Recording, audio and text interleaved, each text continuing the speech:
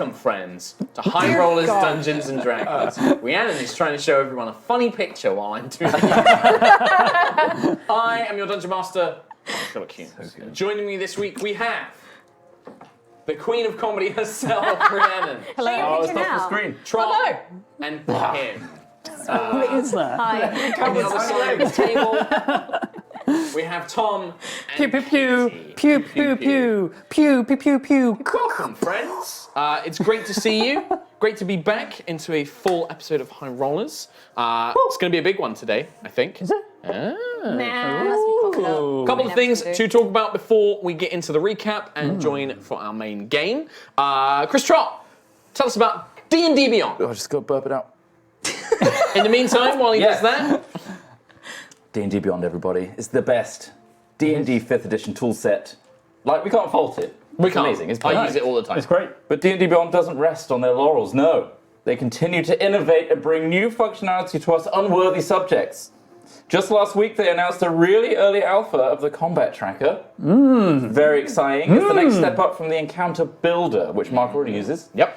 So Use it a lot. the encounter builder is where you put together. Well, you explain it, Mark. The encounter builder is you can basically put together encounters. So it'll work out the XP per player, the difficulty, whether it's a medium, hard, or deadly encounter. Take the level of your players. You can take the level. You can actually. I found this out recently. This was new to me. You can just import characters from a campaign, That's what I did. which is part of the combat tracker initiative. But that means that like it gives you their average level. great.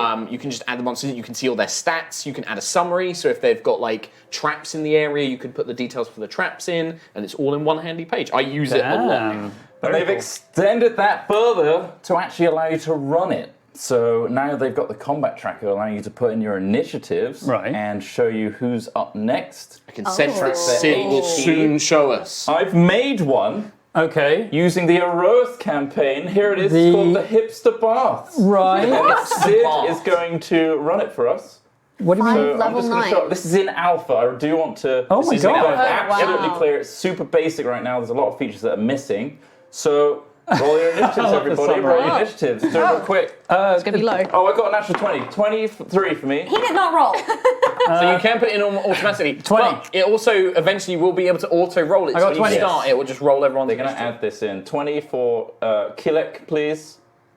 11. That says 20. Oh, perfect. I'll take it. 11. No, that's good. Thank you. You can tell who's playing legitimately. 5 for Century. That's real. Yeah, that's legit. Nova. 11. 11. And you'll notice that I've put some monsters underneath which you can auto roll initiative for. Nice. So just click that 7 button. monsters, an elder black pudding. There they go. And then you can just click start. You can look at the short summary actually on the right hand side. What looked like a great new age detox turned into a nightmare. Oh my The God. party having successfully decimated the Herald Oh, wow. for literally killing and taking the life essence of countless poor, defenseless guardians. She's cool, Decide man. to check out a relatively new fad in the local town, a slime bath. According to a very blazed fake creature, the slime bath is said to soothe the aches and pains of living in a world with literally evil guardians that would rather kill everyone around them than shut down, like any other morally good guardian. No, she's Anyway, cool quick now. start. She's cool now. Start. I think he's trying to say something. I'm not sure what can't pick Oh, up we on already it. have it. No, it's weird. Oh, is he? Oh no. Okay. There we go. Oh, so bam. this is it. So Kilek starts because he's the best. You can put in the HP. Obviously, this is going to have linking from character sheets. This is very early, but we can put in like 1. And 200 for me. 1 for me, 200 and then for Black losers. Pudding is up after that. And then this is basically how it works. 108. You can track the damage and stuff like that. Damage. You can also, for Legit. example, 10. Legit. oh, what's the stats of a Black Pudding? You can click on Black Hey. Pudding. Have a little. If you click on that, Oh, Sid. it's wow. Oh, it's just- thank you. wow. So click on Wow. the Black Pudding for us, Sid, if you wouldn't mind. And there you go. You can have all the stats on the right hand side. Easy access. Very fancy. And they're going to add loads more features, but I That's thought I'd very show that cool. off. No, it's really worth Really it. good. I was absolutely going to be. I'm going to be using it for the upcoming encounters, but I obviously can't show you it. So very, very well done. So Chris. if That you're a is impressive. subscriber on D&D Beyond, you can access this right now. Whoa. And the important thing is they released it in this state because they want your feedback, and you can take a survey up the top. So please check it out. give it a go, even if you're not Perfect. running a campaign right now. No, it's still and worth take the survey and help them add more features and cool stuff. Yeah, let them know what you want to cool. see, what you want to get added, all of that good stuff. I think the fact that you can already add the characters from the campaign and Yeah, that's really monster handy. stats and Yeah. stuff is all Nice. very, very useful. Thank you very much. Well, thank you, Wow. Chris Trott, and thank you, D&D Beyond. Yeah, thank you very much. A couple of other quick things. Do you guys want to tell us a little bit about the Dead Nuts tour? I think that it's worthwhile giving this a shout out. That there's still tickets available, right? Do you like words with starting with D, like Dungeons, Dragons? Well, you'll love Dead Nuts. It's good, it's good. Right? Yeah, it's pretty It's good. a band that Trott and Rhiannon are in, for those of you who Do you are like very rolling confused. dice? Well, you'll love listening to music. Yeah. Find the music. There's VIP tickets now, right? There are correct. Yeah. And She's not No wrong. Nuts She's is right. going to tell you all about it and the specific details. We're playing music at the end of March. With so, our hands. Yeah, hands. Mark, why did you- Some people are using why? their mouths. I Like, thought it's gonna that be they would pretty actually sick. No, they don't use know. this as an opportunity to promote their tour across the UK. World tour. It's so on the 25th God. of March, we're playing at Bristol Fleet. What? I know, local. 26th of March, we're playing in Birmingham at Whoa, the the O2 least sold. Institute 2. So buy loads of tickets for that. It'll be an intimate gig. Come on, Birmingham. 27th of March, we're playing in Manchester, Whoa, Manchester most sold. Academy 3. We love you, Manchester. Keep doing your good stuff. Yeah. really And selling on the it. 29th, we're playing at the Underworld in London. So it's me, Rhiannon, and the rest of Hat Films, and Mr. Sam. Sam Gibbs, And as Craig. you know And from Craig. the studio, and And Craig Craig. Holmes. Craig's like the second best guitarist in the thing. And we're a classic rock band, and we've made music for the Jingle Jam. We've formed ourselves into a proper It's- 80s aesthetic And band. you've actually made the songs good now. The songs are great, and we're practicing every week. Every week. They are. Yeah. It's like a real for band. reals. For reals. Real And band. there's a VIP bundle. Please check out yogscast.com/DEDNUTZ. That's how we spell it. It's the best way to spell it. Dead Nuts. For the Only way. VIP package and get it specifically for the gig you're going to, and make sure you add that free T-shirt as well. Please go to Yeah. Birmingham.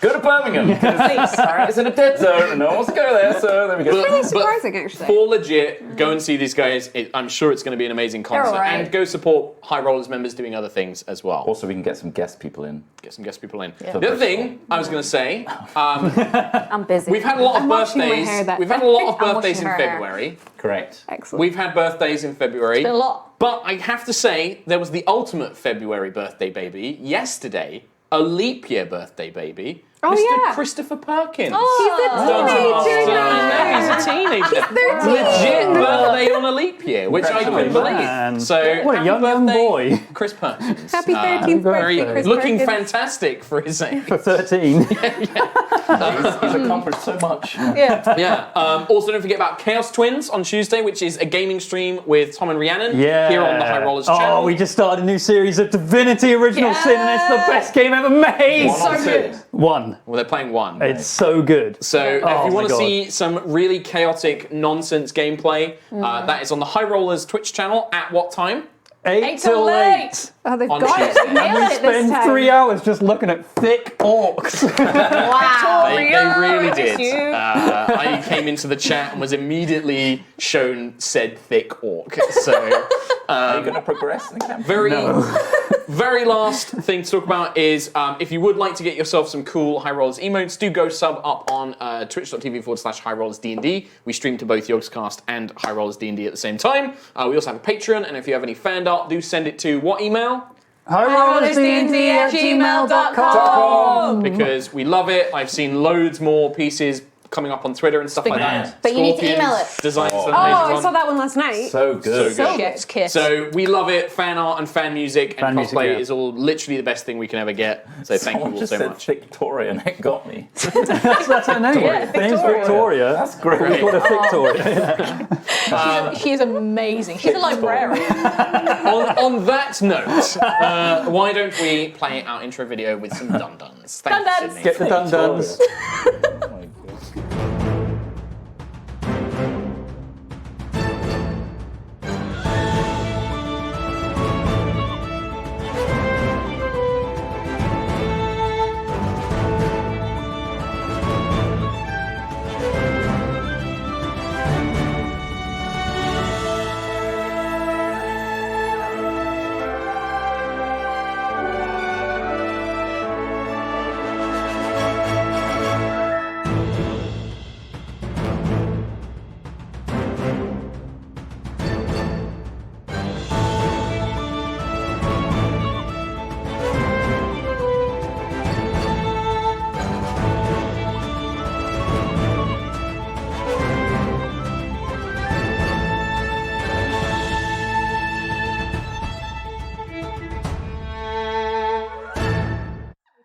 Yeah, TikTok. I don't know what's The thing is, this is only making it worse for Tom. He's the one who has to cut this out. I know.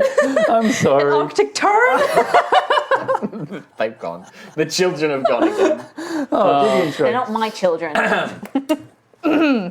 Last time on Aerois, in the blistering heat of Volcanos and the ruins of a Solvin research facility, our party have been seeking to aid their companion Sentry, a Guardian Paladin, in finding the Prime, a powerful figure that seems to be connected to the secrets of Guardians' energy and their lifespans. After restoring some power to the facility, the party endured the intense heat of the volcano to search for a pair of keystones that would unlock the foundry and the path to the Prime. During this search, they fought against a pair of lava worms in the tunnel-like labs of the facility. Securing the keystones and making their way into the foundry, the party were attacked again, this time by a much larger and more powerful lava worm, and an intense battle followed. Thanks to some clever spell use and tactics, some DM mistakes, and an insane amount of critical hits. Oh, God, Yeah. The party triumphed, though very nearly at the cost of Sentry herself. And a with painting. several and a painting. Yeah. With several of the party heavily exhausted by the heat and others heavily injured, we resume our adventure in the foundry itself, as the giant metal doors that lead to the Prime remain closed. That is where we begin this week. Sid, I don't know if there is music playing, but we can't hear it. But we'll just crack on. You currently stand. The blistering heat of the foundry is as intense as it was last time. Spending too long in here will very quickly tire you and exhaust you. The lava worm is dead. Its kind of body is now underneath the lava where it tried to dive and get away. But you have recovered Sentry, though her armor is now effectively ruined. I did change your AC slightly just to reflect that the armor is completely destroyed. Her armor plating basically all melted or ripped off in parts. Oh, damn. But you are alive. Heavily injured and exhausted as you are, you can see the giant metal doors that lead into where the Prime is located. Are there keystone slots for that door? There are not, but you can see that where once on either side there are these giant like crank wheels, but the heat has basically melted them and rendered them unusable, basically. Right, okay. And you can see these steel doors are they're glowing hot. They are very, very intensely hot. Who wants to push that then? So in the silence of like bubbling lava and hissing, you just hear Quill. Who wants to push that? I think we should attend to Sentry. She's not looking so good. Are you okay? I don't know if I can do this. I don't know if I can do this. We're so close, Sentry. We are so close. It's just through that door, right, Harold? It is. It is a short corridor, but perhaps it will be, as long as it is not flooded, that should be the path to the Prime. Okay. And she kind of like, Herald will come up and try and like pick you up and basically be like, it is not far now, Sentry. You are so close. You must complete this. You need to be there for the Prime. Please. If we face anything more like that through that door, I'm not sure we can survive. Perhaps, if necessary, I will try and buy you as much time as necessary. You must get Sentry to the Prime. It is of great importance. Will she need to be at peak energy for this? For the I don't know how it works. Master Elanesto, I'm afraid I do not know. I do not know what state the Prime will be in if there are more of those creatures. It has been centuries since I was last here. But I will do everything I can to give you the time needed. Sentry, can I please put that painting in the scroll case? Okay. Thank you. Okay. Quill, Yes. you got the scroll case? Yeah, I do. Okay, yes. let's put the painting in because You're going to have to honestly, take out the note you already had in there. No, that was another scroll case. Oh, we got We the. had the sequester That's scroll. got sequester in it. Do you want to get rid of that? Burn it. can I not keep that in like a backpack or something? Yeah, do you want to put the scroll in the backpack? In a hot place. the water. No. In a really hot place. There's only one thing fit in this scroll case. Literally, like No. it's It's I mean, round. yeah. It's just a note that he has. It's an old piece of paper. Just an old piece of paper. Oh, probably. Oh no, that's probably like taken out and kept on the ship, right? Like, Sure. it probably. I never said it was. Would I have any scroll? I guess probably nothing You as have special mundane as scroll like cases. nothing. Could I put your note in one of my scroll cases, and then. Sure. Yeah. Well, let's do a little scroll swap. But then it might. This is going to take some time. Is So it? Constitution saving throw. Oh. Because you are basically pulling apart Can a we- frame. You're trying to carefully remove the painting, roll it up, put it in the scroll case. While they're doing that, can I go to the door and see? Do it with a break. You're going to need if to I make a con can- save as well for me. Can I see if I can start working on? Sure. Opening it. I don't know. Do you want to try and are you just going to open it with hands, or are you going to try and No, use because it's something? hot, isn't it? Yeah. It's very hot. You'll get +2 as well from me. I want to try and. Do we get nice. +2 from you? Natural one. Sorry, I'm just seeing if Beacon of Hope is still 21. on. It's concentration for a minute. 21. I'm just. Okay, can I just burn a load of heals on people as well? I'm just going to put a hand out and just have people walk into it. I mean, you spend your Whoever spell. You needs spend it. your spell slots as you like. There's 6 seconds, so Yeah, I just want to spend 2 4th level cure wounds on whoever needs it most. So Sentry. So you're going to get 4d8 plus 4, so that's so 48 maximized 16, is 32, 36. 28. 48? Yeah. 48 Yeah. plus 16, 4. 24, 32. So, So 16 times 2, 32 plus 4, plus 4, 36. 30. Yeah. 36. You got 36 healing. Thank you, Who else Quill. needs it? That's one. What are you on? do Just the walk into my level. hand. What is everyone I'm on? fine. I'm 58 of 72. 58, 72. You're 58 of 108. and so I'm you're like, so currently you're now 46. in reality, it's like I've only 90. got a few cuts and bruises. 46 of 90. These two are about the my same. exhaustion. All right, yeah. I'll just bonk Ayla's head, and she also gets 36 I HP. have this potion, which is something to do with vitality. Was it Quill? What do you Yes. get on your con save as well? Oh, I didn't check. I got a have to do natural 1, so disadvantage. know I'm you level did, 3 of exhaustion now. This is- Maybe you should take this, Nova. Well, I mean, what was the total though, Nova? It was a natural 1. Yeah, natural ones aren't automatic fails. 4. Yeah, okay, yeah, that's still a fail. 5, 6 plus sentry. So it was That's- never but that's- going to it's be. worth adding Yeah, it up, yeah. just in case. I got 10. 10? Yeah. That's a fail still, because you're in the So you're you're- So a in higher intense level of heat zone. exhaustion. Yep. I'd like to point You're out we fine. die on I level got 6. 8. That's a level of exhaustion. Yeah. I've got this potion. Whoever feels most succumbed by these intense heats, Harold is also fine, so. maybe it's worth taking. In terms Or- of out of RP, I'm on level 3 of exhaustion at six. Can I look and Same. see what the best method would be, if it would be similar, based on like what we've done with the pipes outside? And You can make an can I intelligence make a check for me. No. I'm smart. Ooh, 10. 10. They're doors. They're very clearly very They're hot. doors. They look like they can just be open manually. You don't think you need magic to open these doors. And yeah, immediately it's obvious, like any idiot could work out that like if you touch these doors, it's going to hurt. You could use something to leverage it. That's a pretty basic thing. If you could wedge something in, you could probably try and pry it open. You might still take some damage just from the heat radiating Sure. off it. Can but I try and do that with my with the Howling Tempest, the end of the Howling Tempest? You can try. It's not the best. So give me Or- an athletics wait, what with have I got? disadvantage. What have I got? I have a crowbar.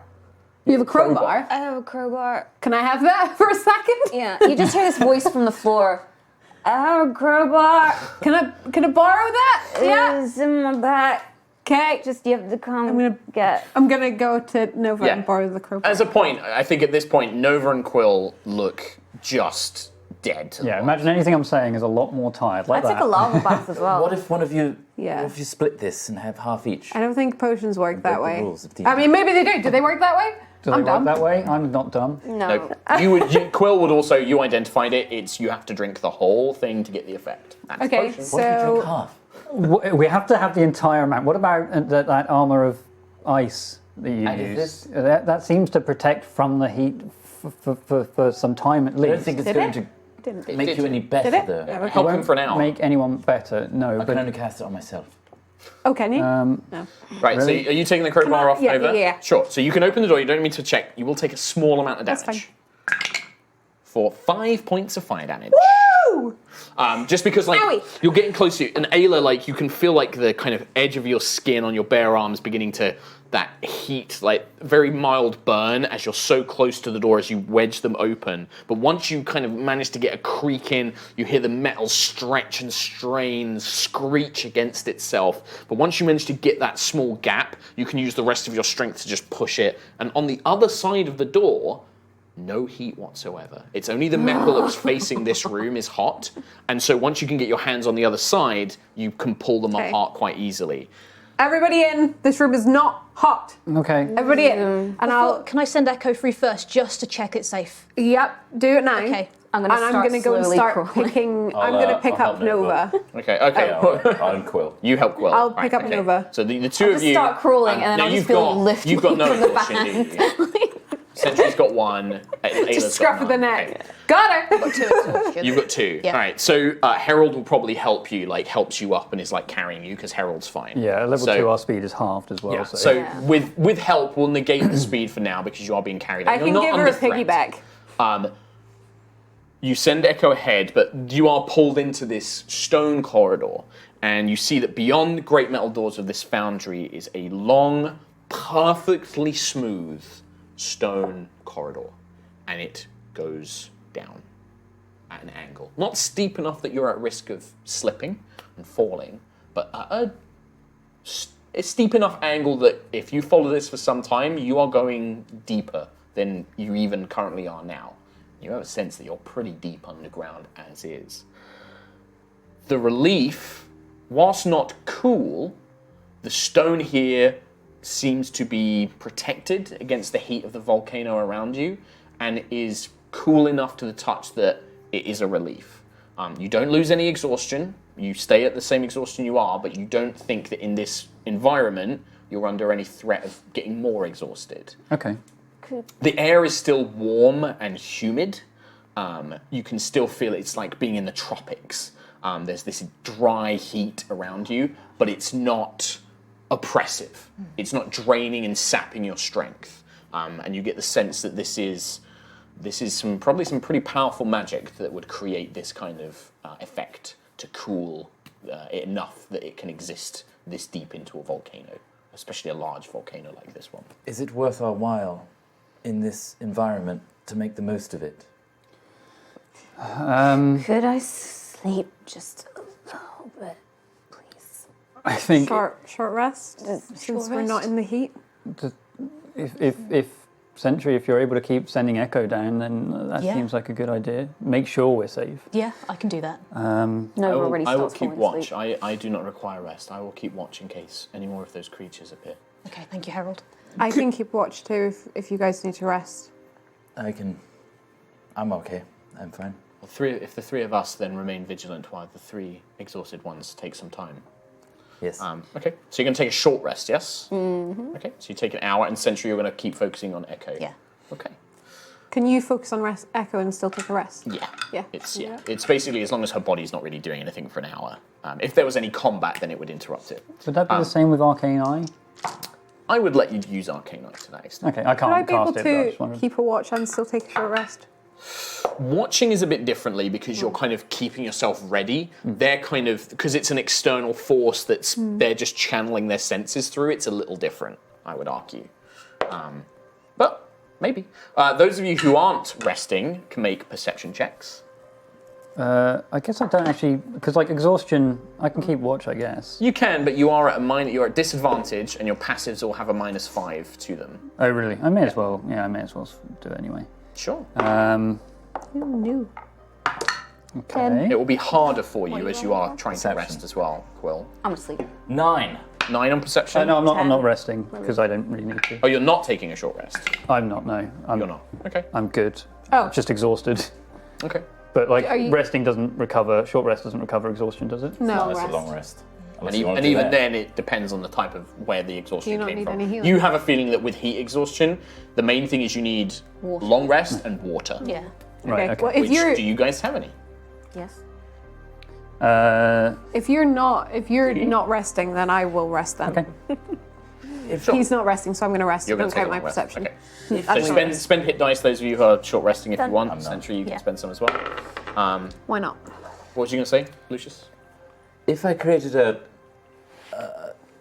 flurry of snowballs, and we collected those snowballs into containers and watched them melt, you could drink that. Does the snow last?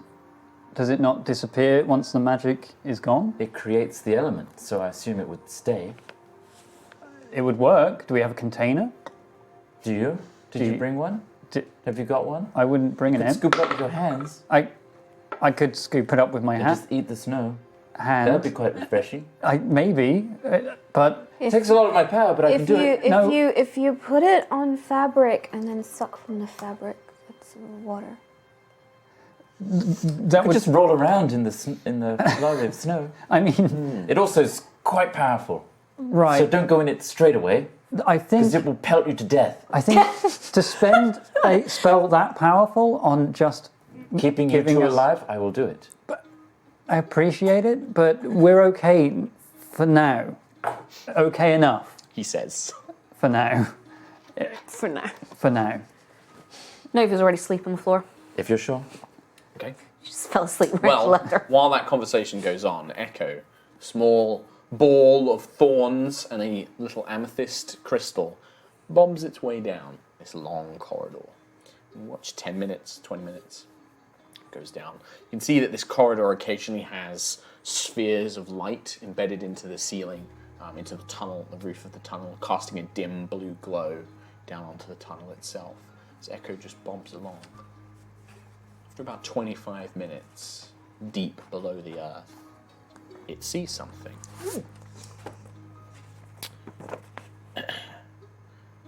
The corridor opens up into a huge cavern. It seems to stretch out. There are metal staffs stuck into the ground and walls tipped with small crystals that give off gentle light that fill the room. The focus is drawn to the center, where a figure, 20 foot tall, made of metal and wood and stone, is encased partially within the mountain itself. Just a head and a chest remains open to this cavern. The rest, crushed limbs, you can see to the side. Some of its limbs are still embedded into the rock itself. So it kind of lifts its head, sees the Echo. At last. And it just nods in Echo's direction. I just suddenly go, I wake up and I'm like, is that? Oh my god! What's happened? Who's where? Sentry, words. It's the Echo saw it's the prime. Is it a worm? It's the prime. Oh, it's the prime. The prime. Is it safe? Did it Can we look carry on? friendly? It's huge. That's It's not huge. friendly. Oh my god! As long as the prime is active, he should be safe. Is it You have like nothing to fear. He doesn't look good. He doesn't Dar look good. touched? No, he looks fine, but he looks injured. He doesn't look. He is trapped. Yeah, he's trapped. He has been trapped here for a long And time. there's nothing en route to that? No, it's safe. It's perfectly safe Then on the way down. let's get going. Let's get going. Do you want to wait for Nova for her hour to finish? Yeah. Let's get going a bit. Sentry, if anyone can get this prime out of where he's trapped, it's you. He's been waiting for you, right? I don't think we'll be able to get him On a out. question, what was those perception checks? You got like a 9. What did you get on your 19. 19? With disadvantage. Nice. Oh, yeah. I see everything. Hear the occasional kind of rumble. Nothing strikes you out of the ordinary for now. For now. Good. Okay. Okay. I don't know if 19 was enough. So we're here for an hour. And then Sure. when Yeah, are let's we get good? ready. After an hour we head out? Yeah. Down? This is it, Sentry. I'm scared. I'm so scared. Yeah, but you know what? It's fine You have nothing because to be afraid of. we're here. A little bit sleepy, but we're here. I'm just. But what if something happens to you guys? I'm scared. We've come so far underground. We're under a volcano. What are we doing? Is this stupid? No, what this are we is- doing? this is 10 out of your 10. calling. Terrible idea. But also it's happening anyway, so let's do it. It's kind of badass. Like, if we survive this, we were just under a volcano. That's badass, right? That's- badass. Yeah. Oh, you guys are amazing. Well, we're here for you, and we're so close. We still need to be vigilant. Have to remember that one. We don't know what's really down there. Echo saw it, sure, but we don't know what could happen. No. Don't forget your vision. You saw Sentry improved and different. This is probably it. Your armor's ruined now, but it's so much better. it might be this. Maybe. Let's make sure it stays on that path. Okay, hopefully it's not one of those too good to be true things. You mean a brookstone? Yes, one of those things. Right. We're encased in stone. Oh, yeah. You hear yeah. a brook nearby? She's got brooks. Underwater. I'm unconscious. Shut up. I'm sleeping soundly in the corner. Time passes. You wait an hour. Probably have to nudge and overweight. Yep, definitely. But your short rest finishes. No threats, no creatures, no more burrowing worms, no more lava. For now, you seem safe. Stop saying that. let's head out and actually do this shit. Okay. You begin making your way. The light is dim, but enough to see by. You follow the same path that Echo did, 10, 20 minutes, 25 minutes, going down deep into the earth. There is a sense, now that you are living creatures moving down, there is a sense of weight and age here. Beyond even the oldest parts of Aerois you have found yourselves in before. The earth seems to change colour. The stone becomes a darker grey, like something from so long ago that was built around. Strange sense of weight and destiny falls over you as you come to this cavern that opens up. What Echo couldn't really discern before is that the roof of it is covered in these glistening crystal stalagmites. Stalactites. Mites from the ground. Yeah, it's tights. Stick to the thing. Hold They it hang on tight. Hang on tight. It's like crystal stalactites form the main ceiling, like a giant geode, kind of hanging down, glittering, sparkling. And every now and again amongst the grey rock, you can see small flowers, with green and pink and purple buds.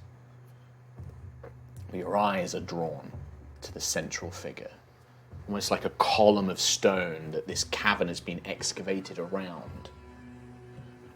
Its head is free but kind of locked into certain positions, and then you can just see this enormous torso made of metal and stone and wood, and at its center, the most beautiful matrix, this kind of shifting, scintillating silver and gold orb that just seems to swirl and coalesce.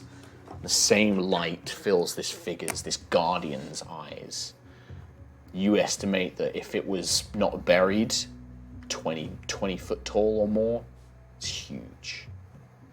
And as you arrive, Herald leading sentry first, this deep rumbling voice. At last, I have waited nearly 5 centuries for you, sentry. Thank you all, mortals, for helping her arrive here.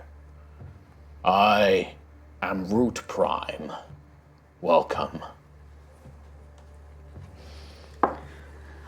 At last, destiny can be fulfilled. Root Prime, it's an honor. It's an honor to meet you finally. No, the honor is mine, sentry. It has been so long. Only very few guardians were potential to be a successor. To finally have one arrive here after everything that has happened is a great service to our kind. And then it seems to notice Herald. I am surprised to see that you have brought yourself back, Herald. I know what you have done to bring yourself before me. That is bold. And you can see the Herald just lowers her head and goes to her knees. But that is not my decision. Not anymore. Your fate rests in Sentry's hands.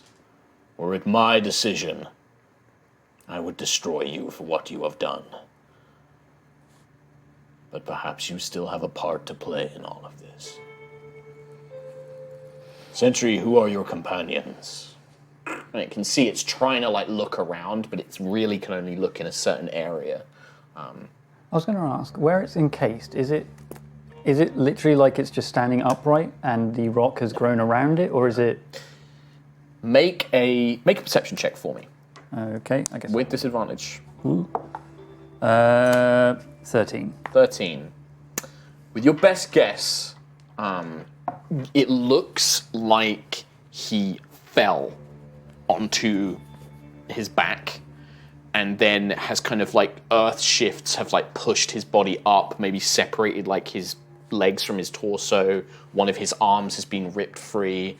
And then the rock has either grown or fallen and then just kind of melded. Parts of it look like magma has pulled through and then cooled and just kind of locked his body in place. Right. He looks completely encased and trapped. You can see probably evidence where it looks like somebody has tried to dig him out, but it just is either too immense a job or the rock seems completely unfazed by what's happened. Or he's just become so damaged that it was decided that nothing could be done. Yeah, okay. You get the impression of. But you see, and his faceplate is different to Sentry's. He has more of like a mouth guard, and you can see almost what looks like kind of a helm, like a winged helm, but built into his head. Like Thor's kind of helmet has been built around its skull. But he looks ancient, like old and ancient. Weathered, you can see the metal has been like, parts of it have begun to become discolored, parts of it have become like marked by like wear and time. And its chest cavity, apart from this glowing matrix, is the same damage. This doesn't look like any Guardian, really. It has similarities to Sentry, but it looks completely alien, different. Oh, really? So it's not like a primitive design where it's like cogs and wheels? And... No. This looks more advanced than Sentry, but just worn down and broken apart. Right, You don't even recognize the metal he's made from. Like, it doesn't look like steel or iron. It doesn't look like Ethereum. It almost has like a bluish tint to it. It looks weird. You just don't know it. But the Matrix is definitely Matrix. It's a Matrix. Yeah. And anybody who has any magical inclination, you don't need to have Detect Magic or make Arcana checks. You can feel the raw power coming from this Matrix. Especially Lucius. There is something about this thing that just, you can feel it. You can almost hear voices coming from it. Not unhappy voices, not like screams or cries, but like laughter, cheers, battle, songs. Like, it's like music almost, just echoing from it. But only you can hear that. I feel like touching it is going to be like a crystal skull kind of scenario. What's that film? I didn't realize that film existed. Just block it out. I'm sure that you all have many questions. Please, I do not have much time, but what time I have is yours. There is much to discuss, but I will answer your questions if you have them. Okay. I'll just fall to a knee. Like, I instantly go to instinct in front of royalty. Okay. And I'm like, it's truly an honor. There is no need for that, my good elf. I am no king or being for you to worship. Yes, you don't follow those petty titles that we have here. You are a noble soul, but please stand. I would not have companions of Sentry fall to their knees before me. Sentry, if you got questions? So I take it you know about Solvin and the Sundering? Yes. Solvin was the land that discovered me. They found me here, buried deep within the earth. Queen Astoria herself met with me, and together we made a pact that she would help me recreate the Guardian race. In exchange, I would teach her of my knowledge and magic. And so this pact was formed. She was a good friend. I was devastated to learn through Harold and some of the other Guardians what had befallen Aerois. But I was trapped here, and as the world around me shifted, even more of my body was damaged, more of my systems depleted, my energy drained, unable to reach out to speak to Guardians. It is why I sent Harold into the world. If nothing else, at least through her actions, you have found your way here. How did you get down here? How did you fall down? That is a long story. Are you all prepared to hear it? Yes. It's quite cool much. down here, so yeah, we're good for now, You will Mr. Prime, sir. You will find some relief. You may call me Root Prime. Root Prime. Root That Prime. name, Yes. it suggests that there are more. There are no more. Just one. But I was the first. But I will not be the last. He looks at Sentry. I was called Root once. When my creator, one of the first divines, created me, I was but a simple golem. A creature not capable of its own thought, its own rationale. But my creator, Prometheus, he used one of the ancient devices, one of the Genesis relics, the Prime Matrix, to not just give me my mind, but to give me a future and a hope. Together we created more like me. We called them Guardians, protectors of life throughout the universe. And through the Matrix, my sentience was gifted to them as well. They created their own personalities. And as their lives began to fade and fall, they would rejoin with the Prime Matrix to be reborn again. But then, war came.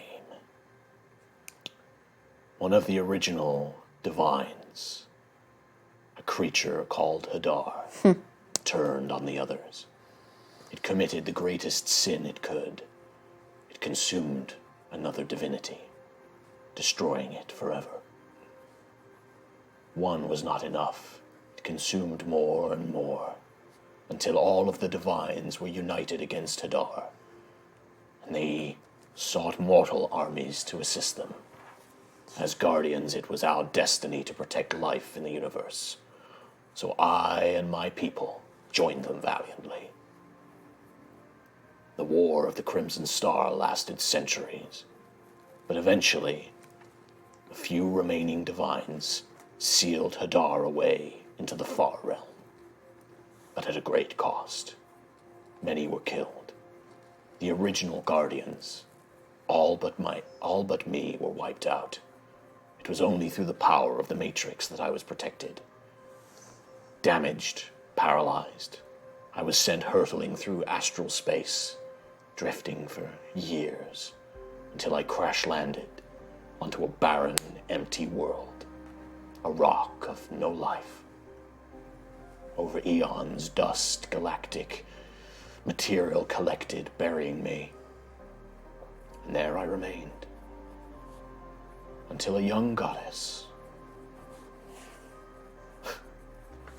a brave young woman, came and discovered that planet and turned it into the paradise you now call Aerois.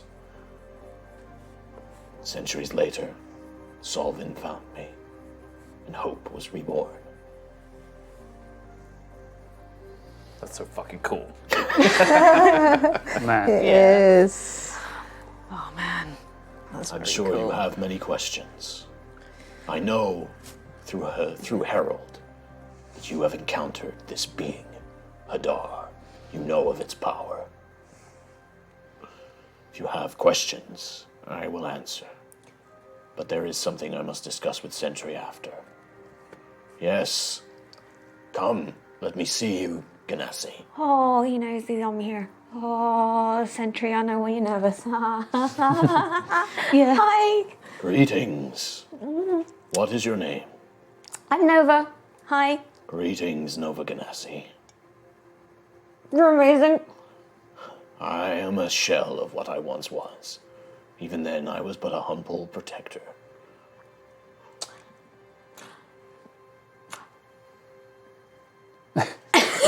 It's okay, he's been here since before Aerois was born. I think it's just like right now in Nova's mind, so many things are just like, you mentioned Siaska came here and found you here when the planet was a dust bowl planet, made life Aerois. Did you help her make green life? No, Siaska did not find me. She did not know I was here when she created the world that you now live in. But I know how she did it. I felt its power. She used another Genesis relic, something called the World Engine. It had been used once long ago to create Alfheim, a planet, home of the Storm Elves. Yes. What? Yeah. We have a planet! Badass! Amazing. Sorry, Mr. Sorry, Sir. Root. Sir Root. Root Prime. There's sorry, Storm Elves? Yes, your people. My, Ayla's people? She's... Okay. so yeah, I'm just from this little group of people that grew up on a cliffside in the lowlands. I'm very confused. I'm afraid that this is perhaps something I cannot answer fully. I know your kind, your genetic makeup that I can see is different to this one. You are not originally of Aerois, though your people may have lived here. But I knew you as the Storm Elves of Alfheim, a world looked after by one of the ancient divines. Of what, Alfheim? Alfheim. Like the old Nord world, Alfheim. Yeah. That's very cool. Nova. I'll find Huh? it. I'll find it. I'll find it. Okay. The world engine was used there to create a planet that could sustain life. I do not know how Siaska found it, but she brought it here and installed it into the world's core. And it turned an empty, barren rock into a bountiful world of earth and air, fire and water. Around me, I felt its energy coursing through the planet, creating life. Is it still here? Yes? This is what Starbane wants to use the planet to stop Hadar. Is why Nova. is why For what, the world engine? yes, that's what makes Aerois so unique in the whole universe. That's why he's here. What about, okay, there's a world engine, this Genesis relic. How many Genesis relics are there? I could not tell you. They were the property. They were coveted by the divines, the first gods. They were fought over, coveted, secured away. There are many, scattered throughout the universe. If he takes the world engine from this planet, what's going to happen to the planet? It would likely crumble, return back to the barren life wasteland it once was. Oh no. Maybe we could go to the Storm Elves planet that I didn't know existed. I'm afraid that if the world engine is here, such a fate has likely already befallen Alfheim. Oh, cool. Learned that I'm a different race. Learned that my planet doesn't exist all in 5 seconds of each other. Yeah, this is a good day. Good times. It's a bit of a roller Yeah. coaster. Your planet is here. Yeah. Aerois. Yeah, Let's I'm keep just it. gonna just stop talking for a bit because Okay. I'm gonna start swearing soon. How can we stop Hadar without using the world engine? Is there a way? We imprisoned him before. They Yes. released him again. I must admit that the circumstances around his release, I'm afraid I do not know. The Siaska would likely know more. She was a young goddess at the end of the war. Now, perhaps she is the only one who has the power. Hadar was immensely powerful. When it consumed other divine beings, it gained portions of their strength. It's done more than one? Yes, consumed many.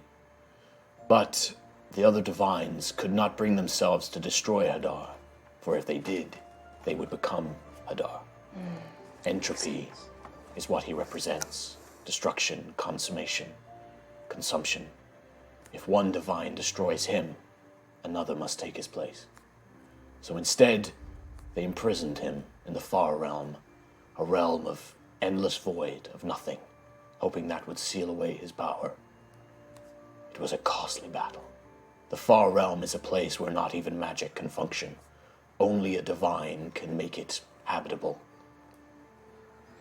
Was Siaska one of the original divine? No. Siaska was young, a child. She was created by the other divines. But she is a true divinity, a true goddess. One of the few remaining. They gave her many gifts that I believe she then created into her later children, the Titans. Do you still speak to Siaska? I'm afraid not. Now that she is dispersed, her form is scattered. A divine cannot be destroyed, but this callous you spoke of, through Herald, and I've heard that his war, he struck a blow. He knew he could not destroy her, so he scattered her essence, creating this cradle. She is there, but no longer has a voice or thoughts. Okay. Only a divine can destroy another divine. That is the rule of the universe. Okay. Yes. And divines are born? No. Created. Divines are made. A spark of divinity can exist in a being. Belief in something can give someone incredible powers. But to be truly divine requires something else. Something beyond my understanding. Do you know of Siaska's daughter? No, I'm afraid that is not of my knowledge.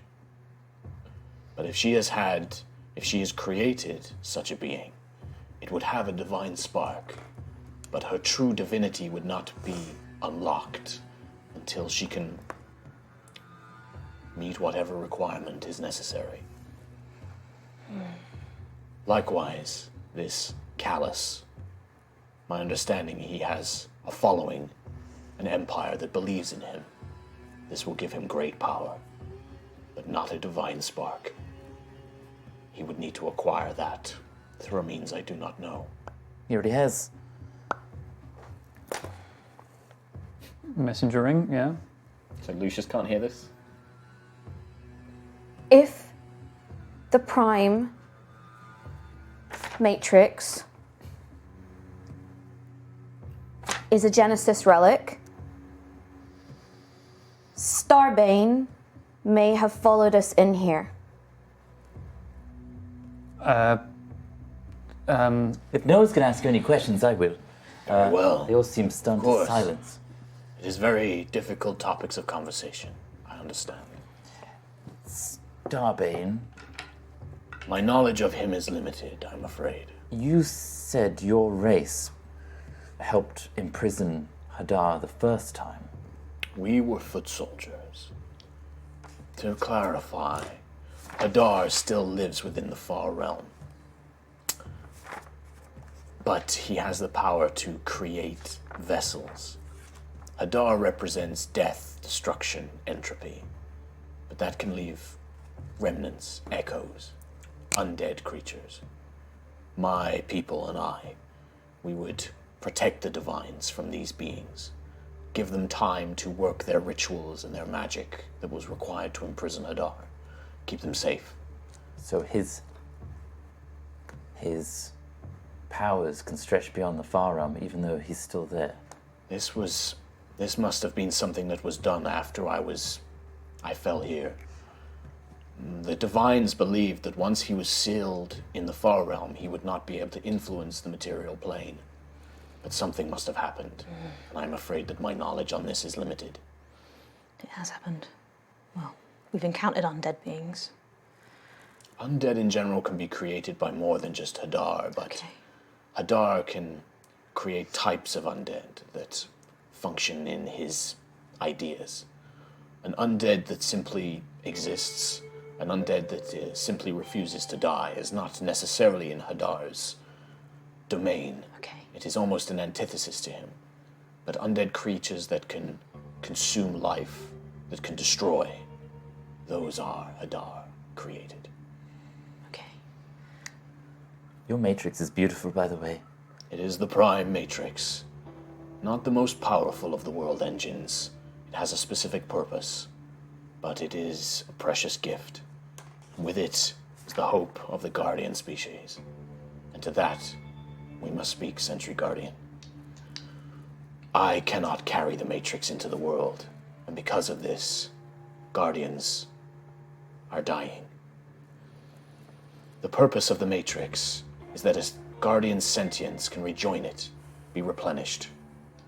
And as a choice, they can return to a body if they wish, or they can remain in the Matrix at peace and at ease.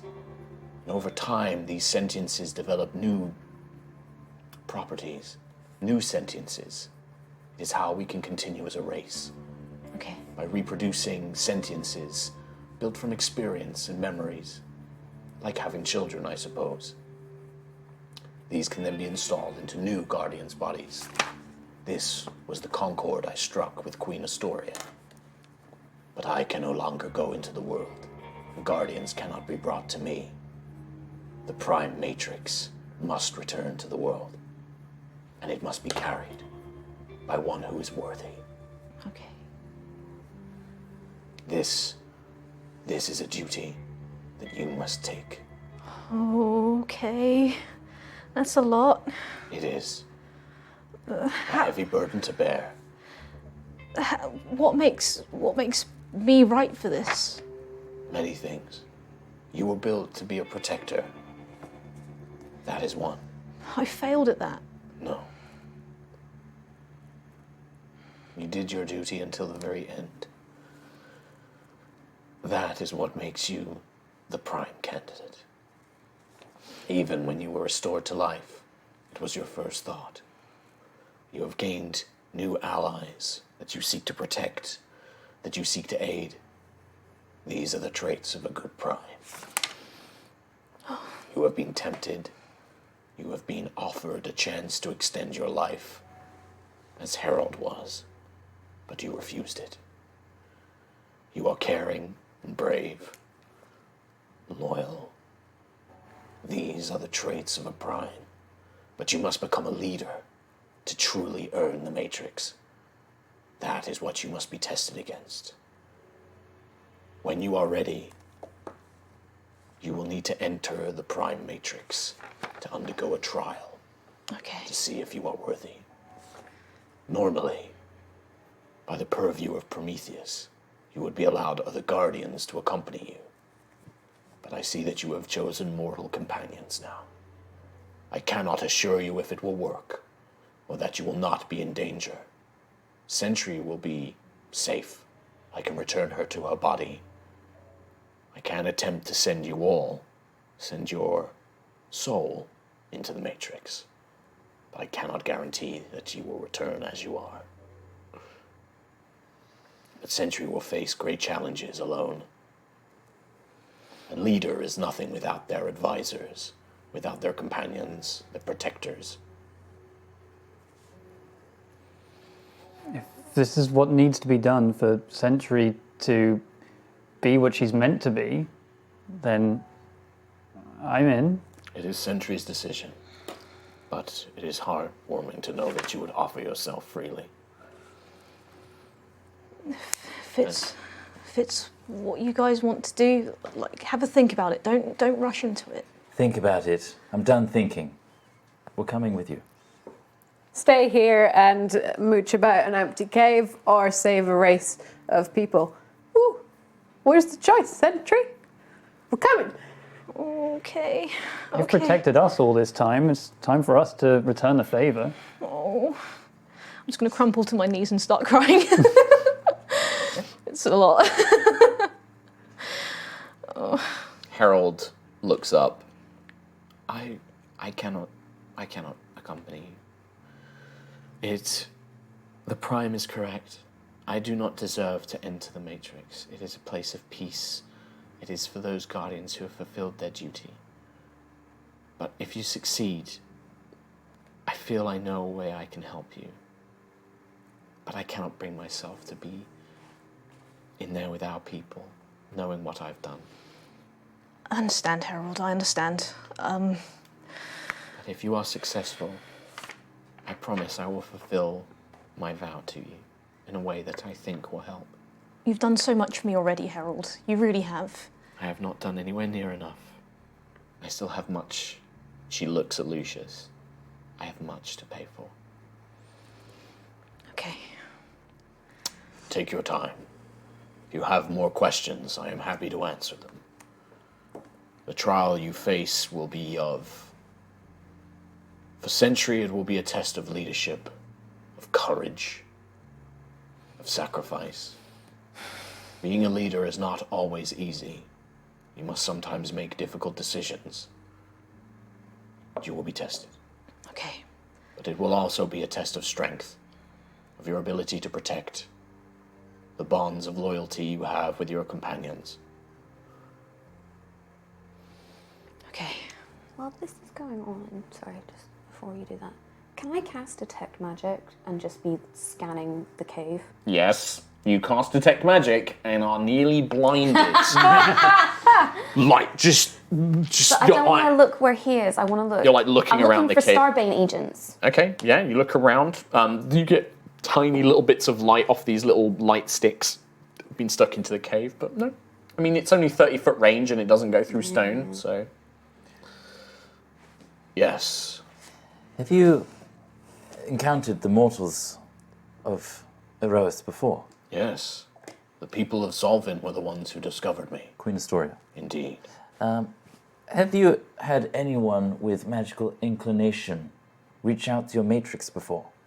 He kind of like, not smiles, but he's like, you are connected to magic. Is that it? Yes, innately. Yes.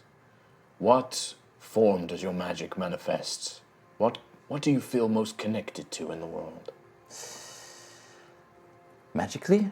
Yes. Acid and ice. Cold. And these are generated how? Is this through blood? Is this something that you... Through color. Color? Ah, a rare one. You are what my people called an arcane chromat. It was a type of magic user that some guardians manifested and that I have seen in the people of Aerois before. It is rare.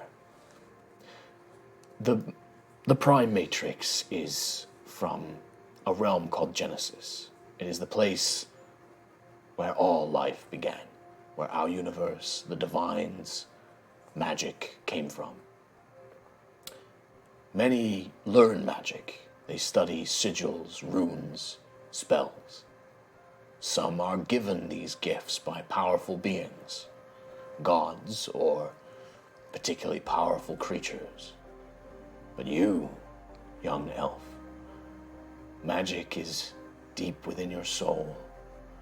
It is a part of you as it is a part of me and Sentry and other guardians. Like dragons or unicorns or other magical beings. I love unicorns. You are magical in nature. Your connection with color. You see the very essence of what magic is in those colors. And it gives you power. Your kind were rare, but I always admired the beauty of it. But yes, Queen Astoria herself was something like you. She learned magic as well as felt it within her blood, both mage and sorcerer. She reached out to my matrix to understand the history of the world, but it was a little overwhelming. The Prime Matrix is not like other matrices. That's my fear. I feel I want to benefit the group by learning something. I don't want to be overwhelmed by your power. You are in control of this power. You can shut it off as you wish. Astoria was wise enough to pull away when it became too much. I cannot stop you, if that is your desire. If there's anything you see that... It could be useful. It could be, but I'm saying if you do need to get out of there, but you desperately need to find something out... Do we need a just safe ask. word? Oh. Well, you can turn off the power whenever you want, apparently, so as long as you know how to stop. I think I'll figure it out. I hope so. Sentry, do you mind? I don't want to to get in the way? The Prime gives you his blessing. He said you can do it. Wait, you're going to wait. Are you going to end up with this anyway? If Sentry is successful, she will become the new Prime. The Matrix will become hers. To protect, to bear. But with it will come power and strength. Okay. If you truly wish to oppose Hadar, it will be an ally. It will protect you as it protected me. And that is what we want to do. That is the goal. I'm going to reach out and slowly walk towards the Matrix. Okay. And just... I mean, even as you get closer, as the hand comes out, you can feel like tethers. I'm going to not use the hand with the gauntlet on, and I'll take the glove off the other hand. Yeah. And Just reach out. You can feel like little pinpricks along your fingers and skin. Like you can feel the magic radiating off it. And in the swirl of color and light within the Matrix, you begin to see the streaks of orange and blue calling to you. As you reach and touch it, make a wisdom saving throw. oh, fuck. 20. You reach out, and you all see Lucius's eyes, where one was orange and blue, become prisms of color. Every color radiates through his eyes as he touches it, and he almost begins to like shudder for a moment. But for you, Lucius, it's like your perception of everything expands. You can feel the stone, you can smell the oxygen, the hydrogen, everything around you becomes something you're aware of. Welcome to the club, pal. You can see things in a different way. You can, rather than seeing Ayla, if you turn your head, you just see and hear storms. For Nova, you hear the rushing of wind mixed with this strange ancient magic, this old magic. But then your mind begins to reel like cycling through time.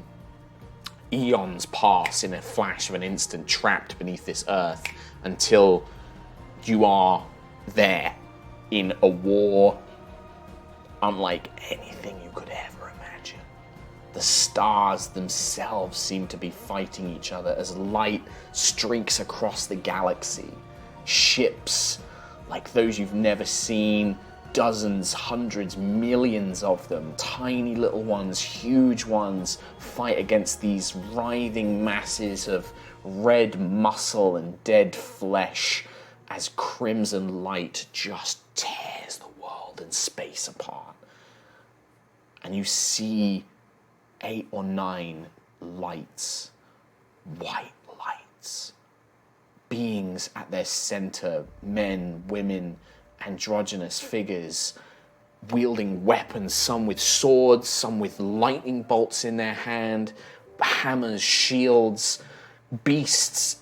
They fight this red light, and every time they strike or they move, it ripples the universe, and stars and nebulas break apart. Oh my God. And you feel yourself there in a moment. And then the mind reels back further and further and further and further until you are a puppet on a bench in a workshop. And an old man with a hunched back and long beard and long hair turns to you. What do we have here? My little root. And it kind of reaches up and touches the face. Your mind races forward back in time through the war, through battles. You see Prime's memories, companions, allies now gone, long gone, hurtling through space, flipping through. As you crash and look up into the stars. And then nothing. And you pull yourself free. Eyes settle back into orange and blue. Lucius? Lucius? Hello. You got out of there okay? You didn't say that safe word. Quill, I mean, you can, you can tell he's seen. You've seen some you've felt this similar power before. Too much acid there, bro. I'm just gonna fall to a knee again and just overwhelmed by what I've witnessed and what he's been through. Yeah. And now you see just this kind of, it's kind of horrific, just this broken, pitted chest and this head stuck for centuries. Not even centuries, like decades, thousands of years. And finally you kind of watch, and you can see him, he's just looking at Sentry. And that connection that you forged just sees hope. It's truly an honor to have met you, Root Prime. Thank you for sharing. The honor is mine. What will happen to you? My hope is that if Sentry can pass the trial, my sentience will rejoin the Matrix. What if I don't? If you don't, you must keep trying. Okay. Or find another successor. But you are the only one I can count on now, Sentry. You can. It almost seems like he's getting wearier. Yeah. You can see that it's taking every bit of strength he has just to keep this conversation kind of going. My time is running short. But I know that you must still have many questions. I can answer them. This Root Prime has been through everything. Let's take no more of his time. I agree. Sentry, you're more than deserving of what power he has. If there is one last thing, if you truly wish to fight against Hadar, you will need a being with true divinity. Whether you fight Hadar or try to seal him, only a truly divine being can do so. If you fight in the far realm, your magic, your strength will mean nothing. But divinity can create space for you to fight. But if you draw Hadar here, if you fail, he will destroy everything.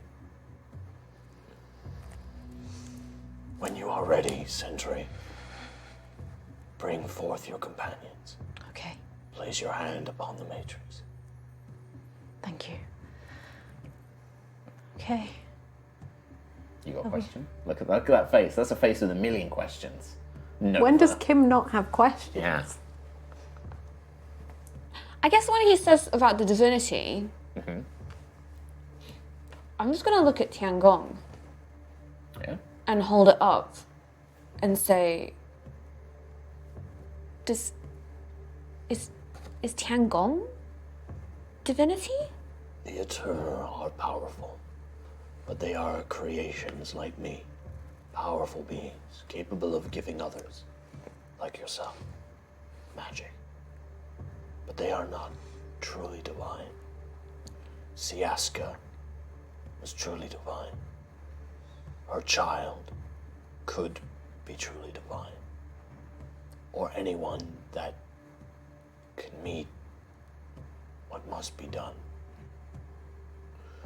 But the Eternal are beings like myself, creations, powerful but servants. If it's a creation, could I give my magic or my energy to reform Tiangong? Anything is possible. You mortals, you are the children of true divinity. You are not just creations. Your potential is unlimited. This is how Callus has become as strong as he must be.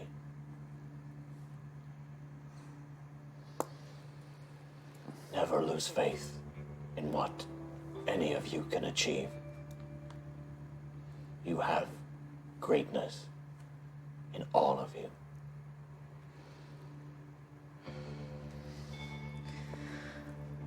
Okay. I mean, shall we? Are you ready? I'm always ready. Lucius, give you a potion of vitality to Quill. But Somebody needs to be at full health. You have the power to heal Quill. you go. Okay, thank you. Look. Okay. I think it removes one level of exhaustion, or I can't remember what it says. Removes any exhaustion you are suffering and cures any disease or poison affecting You're you. not exhausted at all. Also, Bam, you no regain exhaustion. the maximum number of hit points for any hit die you spend Awesome. For how long? for 24 hours. Wow. Nice. Hey, I don't have bird flu anymore. Hey. Wow, wow, wow, wow, wow. Okay, Sentry, I think we are all ready to assist. Has anyone else got exhaustion? I've No. got level 2. Level 2. Shouldn't Sentry at least remove some exhaustion? We don't have any way to do it. With what? To sleep for a long I rest. don't think we have time, really. This guy's on his last legs. I guess this is a now thing. Yeah. Otherwise, we wouldn't use the potion, I guess. Okay. Thank you, everybody. And no matter what happens, we got this, I think. We remain loyal to you, Sentry. That's why we're here. Hi to you guys. Thank you so much. You guys are awesome. So you gather everyone up. Yeah. Okay. I'm going to be no good in a fight, by the way. Level 3 of exhaustion means I rolled You have disadvantage disadvantage on on attack rolls and Saving throws saving throws. and skill checks. We and can't pass really speed. do anything No. about it. We can do our best. That's the best we can do. Okay. Good risk taking a long rest. You can try. I mean, we can. Or just, He might die, or just leave me outside.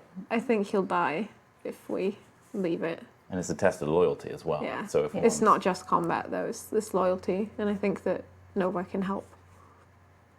maybe with the brains, overbrawn. I don't know. Plus, you're not on your own. Like, we can get you through. Okay. We have an Alfheim storm elf. Whenever that is. Alfheim's gone. No, dead. That's dead. By the way, you have a planet. Good news, you have a planet. Bad news, blown up. Too late. I have the kindest DM. Good news. But yeah, You have a family. Bad news. decision made, we're They going in. dead. I did that to him. So, I turned out fine. you gather Sentry. Do you want to just gather everyone out? Like, you tell me how you want this to go down. Yeah, I guess I'll be in the middle and we'll all hold hands around each other, and then I guess I'll just reach for the matrix. Kind of hold, like the end of everyone's that linked line. hands Yeah. and you hold out. And then I hold out. You gather everyone's hands and you reach out and you see the light in the Priam's eyes fade, but the matrix stays lit. And as you reach out to touch it, you feel like a little spark of lightning crosses across your arms, across your chest, through the matrix, through your hand, and it goes through each and every individual.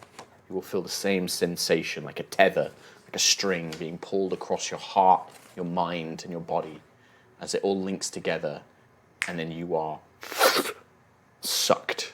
You feel your essence being pulled in to the matrix itself. You can all immediately take a long rest. You remove all levels of exhaustion, Wow. Damn it. and that's where we're going to take a break. Oh, we spent the potion of vitality. At least you get full healing though. Yeah, but it doesn't matter. You're... Yeah. Awesome. Worth the risk. Yeah, Yeah. that's very cool. Oh my god. We all got a long rest as well. Yes, So that's we did. spell slots restored. That is. Holy shit, I was I so think that's my worried. favourite lore dump. Yeah. so good. I mean, it was a lot of lore dump, Yeah. so yeah, there was a Mark, lot of. This This is is like so our big good. point. I could sit here and listen to you do visions for 3 hours every week. More visions. I live for that. Well, I mean, so good. to be honest, one of the things I hadn't thought about when you meet the Prime was I genuinely had forgotten that Lucius has interacted with Matrix and always very had cool. visions. You and when forgot that and you just came up with that shit? Yeah. Wait, you just Fuck came up you. with my little room? Yeah, piece of shit. Just on the spot. He just Shit, that's not fair. crazy. I did. That sounded like you're like, if Lucius touches I mean, I the know I Matrix, have like this all prepared. I have his history, like the lore of the Prime, but like Yeah. I've you know, that was like, I was like him telling it, but Yeah. I forgot that like, Trot can just see it. Like, So and- Oh my god, so cool. We're going to take a break then and see you yeah, very, very I've got soon. some stuff Mark's I'm going to read out, so... read some donations, and we'll see you in a bit. And we'll Yeah. restart. Can someone get me a Coca-Cola, please? Yes. Yes. Oh my god. Right, well, It's juicy. hey, everybody.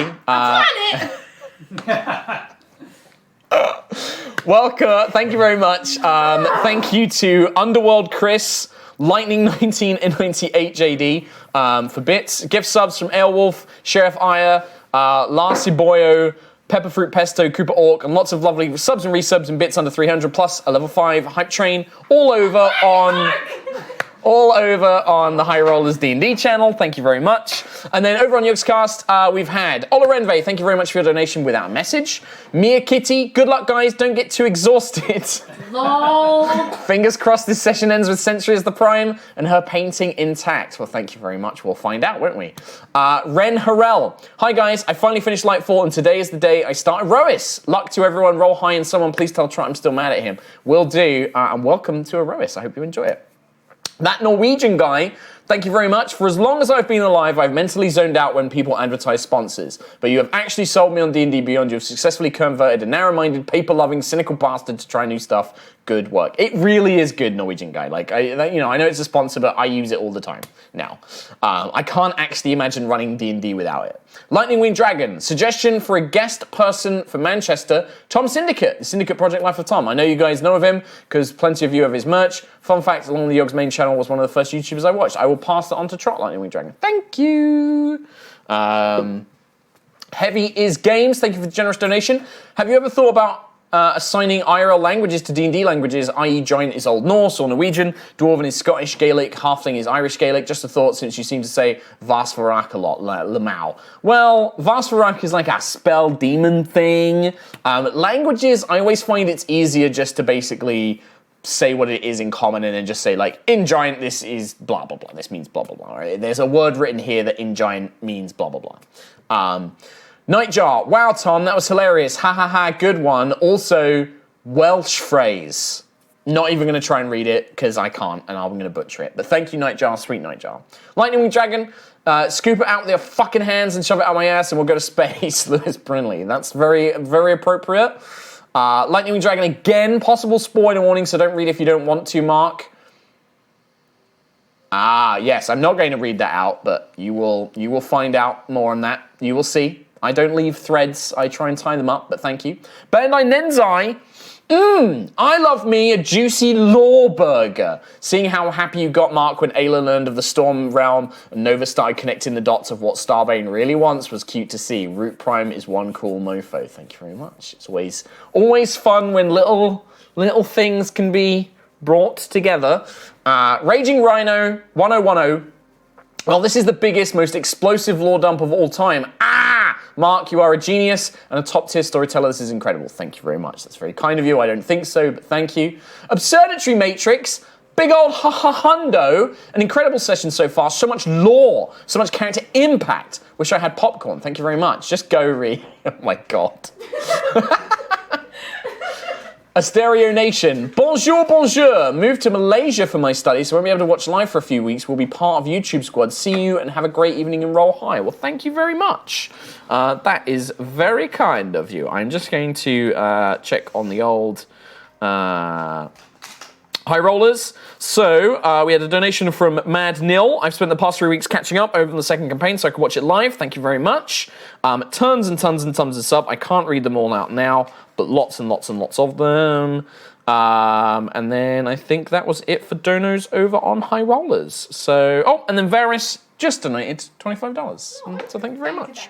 Danka danka. My goodness. Right.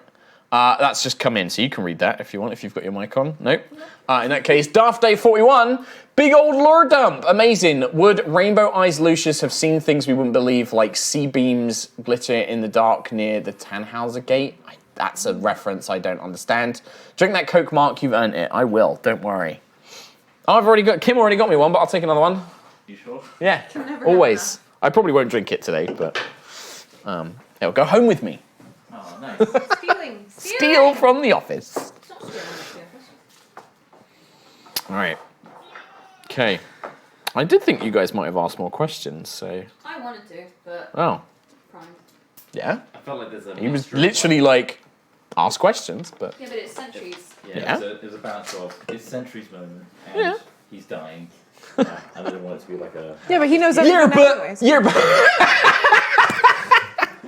Three individual people brought me a can. 3. Do we get inspiration? No. I didn't. I don't care. No, thanks. Sorry, the planet thing. Yeah, you still mad? A planet! Yeah. Where do you think you came from? Aerois! No. From Nightjar for Tom. Wow, Tom, that was hilarious. Ha ha, good one. Also Welsh phrase. Do you know what it is? Because it's St. David's Day. Happus. Is it St. David's Day? Yeah, David's Day. Happy. Do we Happus Happus? is happy. Yeah. Happy St. David's Day. How do you? I lived in Cardiff for 2 years. Welsh is a language that I just look at it and I'm like, No. I don't know what it means. Happy Dragon Day. I just don't know how to pronounce it. Holy shit. You want to take a minute? Oh, I want to just take a second and just recoup. Have you got your mic on? I've got my everything's ready. I was saying in the toilet, I want a VR game where you're just flying through that Hadar battle. Yeah. Just flying through it. Yeah. Just watching it all go out. And I would die in that. I'll be fine. I'll just live out the rest of my Die in days. VR. Well, if you want to VR. get a little taste of it, just watch a lot of anime. That's true. There's a lot of space anime that I take a lot of my visuals from. So I want to see it being like all visceral and like ripped Macross. apart and like, oh, it's very cool. very Windows Macross. update from the star screensaver to the dark screensaver. Yeah. Oh my god. Love that. Hey, can we see more? Well, Tell me more. Can you just talk for like I'll the just keep next touching Sentry's hour Matrix. and a half? Yeah. Boom, boom. Just keep talking for an hour and a half and I'll sit here and listen gleefully. well. Your bodies go limp as you are pulled through, not space or time, this feels different. Your mind stays sharp until something snaps in the air. You feel like a crack. And solid ground is beneath your feet. You open your eyes and look around and you see a space. You stand on nothing, but it's solid. You're surrounded by an iridescent, ever so slightly purple and golden fog. It just seems to fill the space around you. You can see each other, but there are changes. Sentry, when you would think of Lucius, would you see Lucius as when you first met him with his long blonde hair, or the Lucius you know now with his short dark brown hair? To you, who is Lucius? Lucius with the short brown hair, I think. Okay, that is The how Fey Lucius. that is how you he imagine? appears. Okay. That is how everyone else perceives him. Okay. When you think of Nova, do you imagine Nova with her gauntlet and the arm that she lost on Aegis 5? Or do you imagine her as when you first met her? Probably as when I first met her. Okay, so that is how. Almost a little taller. Well, this is it. Yeah. This is also not just about how you remember them, Yeah. but also how you envision them as people. Okay. So if there is anything here, like if to you Lucius is the epitome of royalty, might be that he is dressed more extravagantly, or there might be elements to him. No, this world is partially shaped by your perception of things. Oh, cool. Well, I guess They your are still feelings them. of them as well. Like, Yeah. Your feelings towards them as well. So, Just had an idea for Quill. I am not sharing it. so is there anything about Lucius or Nova that you think? I think Lucius would look like his posture would be, he'd be standing really tall, like very sort of proud, I think. Okay. I think Nova would be, trying to think. It might just be like as they were, but Yeah, I think she would be as she was. I think because of everything on Aegis 5 and all of the stuff about the ILS and stuff, I think Sentry would feel kind of bad about it, and so she'd rather see Nova as she was rather than. Okay. So this is Nova looks more like she did when you first met. Like It's optimistic bubbling, and yeah. You know. And this doesn't change your personalities for you guys. You're still you. You're still your character. But it's the presentation physical, of it. Yeah. So Nova might be a little shorter, a bit more kind of like childlike. Little sistery. Yeah. A little bit more like Yeah. that. Whereas Lucius has got this regality to him. You know, maybe his outfit is almost, it's like a Gusthaven uniform and it's kind of got this properness to it. Yeah. What about Quill? I I think. mean, you've only ever known Quill with the one arm. Yeah. But does your kind of mind perception of Quill change? Like, how does Quill look? Is there any changes? Oh, I think she's envisioned Quill as looking stronger, looking like not so beat up. like maybe you have like two normal eyes. So I don't have the. So you don't have the storm eye. You Okay. just look like confident, strong, like ready to rock and roll. No more scars. Yeah. Like just ready to go. Both arms or just the one? Let's do both. Ooh, I got both arms. Okay.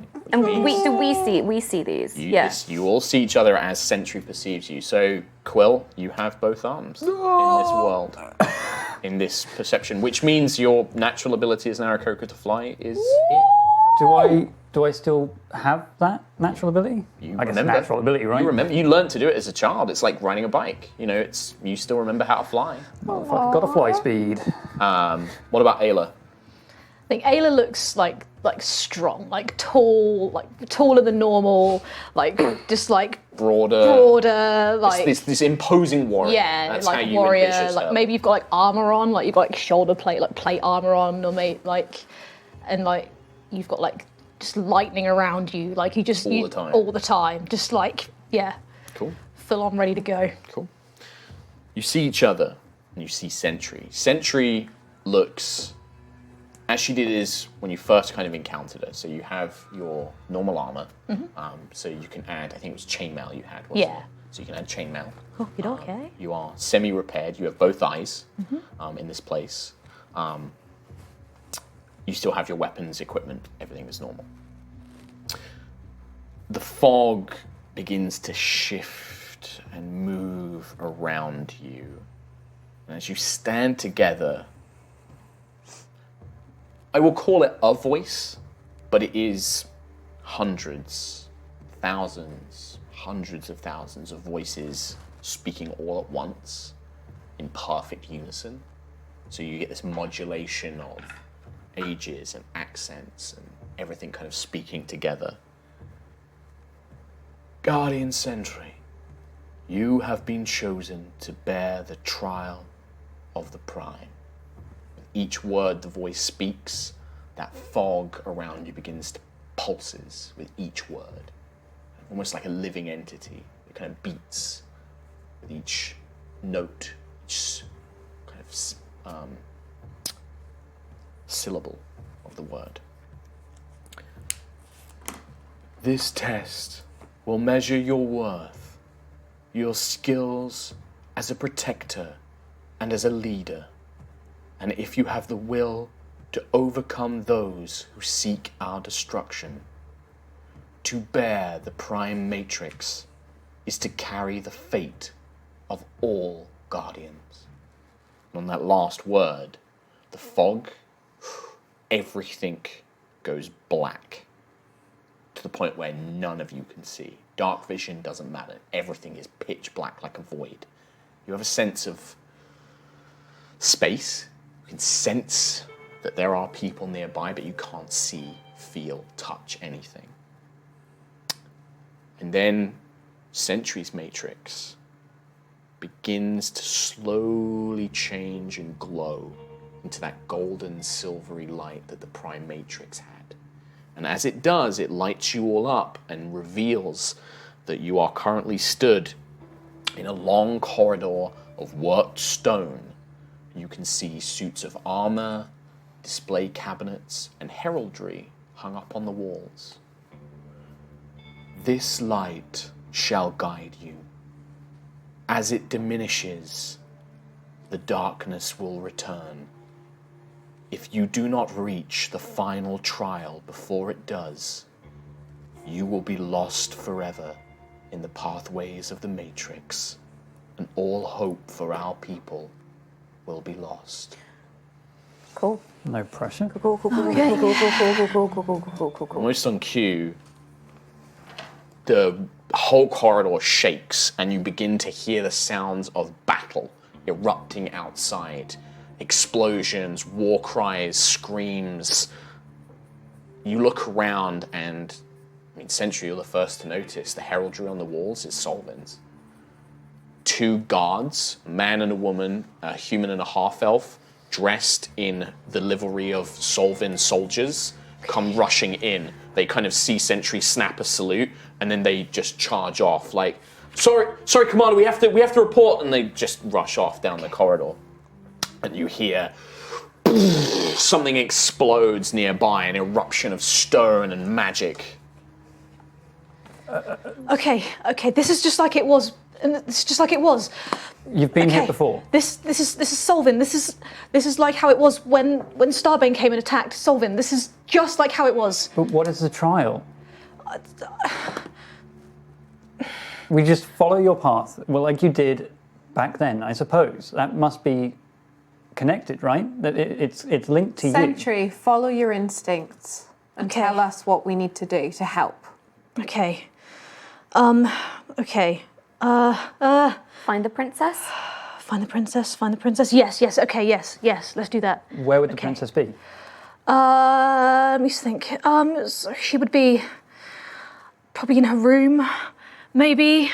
I think so. Yes, let's go to her room. Okay, let's go to the princess's room and go find her. We'll follow you. Lead the way. Okay. You begin making your way. You rush through the corridors, the familiar corridors. This is home. You know every part of this palace, the gardens, the villages, the towns beyond it, the farms. This is everything you remember. As you rush, you get a few corridors down, making your way towards one of the towers where the princess's room is, where Petal's room is. And as you come out into a large, almost like an armory, a space where several more ceremonial pieces were being kept, a piece of history, you can see that there are dozens of soldiers. Some of them are injured, but many of them look fighting fit. And as you erupt into the room, an argument is breaking out.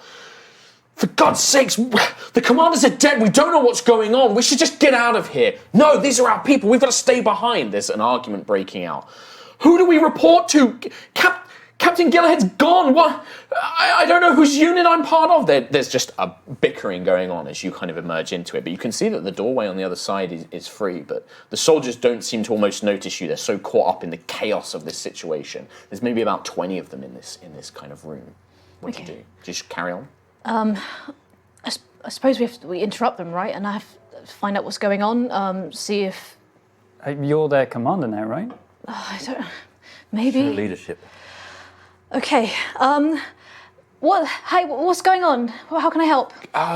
Sentry Guardian, and a couple of them salute, and then a couple of them just kind of look your way and kind of turn around. They're just like, the Queen's no longer giving orders. The generals and the commanders, they're either dead or they're missing. We don't know what to do. They've broken through the outer defenses. They've got transport ships overhead, and I think we've lost this fight. We need to get out of here. And then another kind of older soldier steps forward, a woman, and she's like, we can't just abandon. There's citizens out there. We need to go and protect them or something. We need orders. Nobody's giving orders anymore. It's just broken down into chaos, Commander.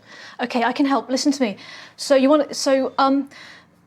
Can I stand beside Sentry, just Sure. nod at her, and just fold my arms and kind of look like Look a bit imposing Sure, yeah. to just help her sort Okay. of gain some authority, maybe? Sure, okay. You say the citizens are in trouble. You need to help. Then make that your priority. Go out there, get them to safety, bring them back in here. The older woman kind of like snaps to, and she kind of like claps her hands, and she's like, you heard the commander, come on, let's grab a few of you. But some of the younger soldiers are like, Commander, you don't understand. They're destroying us out there. They've got weapons we don't even understand. They're just... We can't fight back. There's no way we can win. Then protect. That's all you can do. Just do the best you can. Go out there, bring people in here. Just do your best. Make a persuasion check with advantage as Ayla is helping you. Natural 20. That's 20. Oh, God damn it. Oh, Rihanna always does that, and it's the best. She didn't even look at it. She wasn't even looking at it. So you kind of, would you like reach forward or like... Yeah, I don't reach forward, grab him by the shoulder and just have faith. Solvin will protect us. We'll be fine. Okay, Commander. And they kind of salute, and some of the younger soldiers, he's like, protect, okay. Maybe we can pull them into the old barracks, and maybe we can find some way to block up the main gate. And they're like, yeah, let's do that. And they begin making their way off, and the soldiers begin dispersing. What do you want to do now? Just carry on towards the tower? On, yeah. Okay.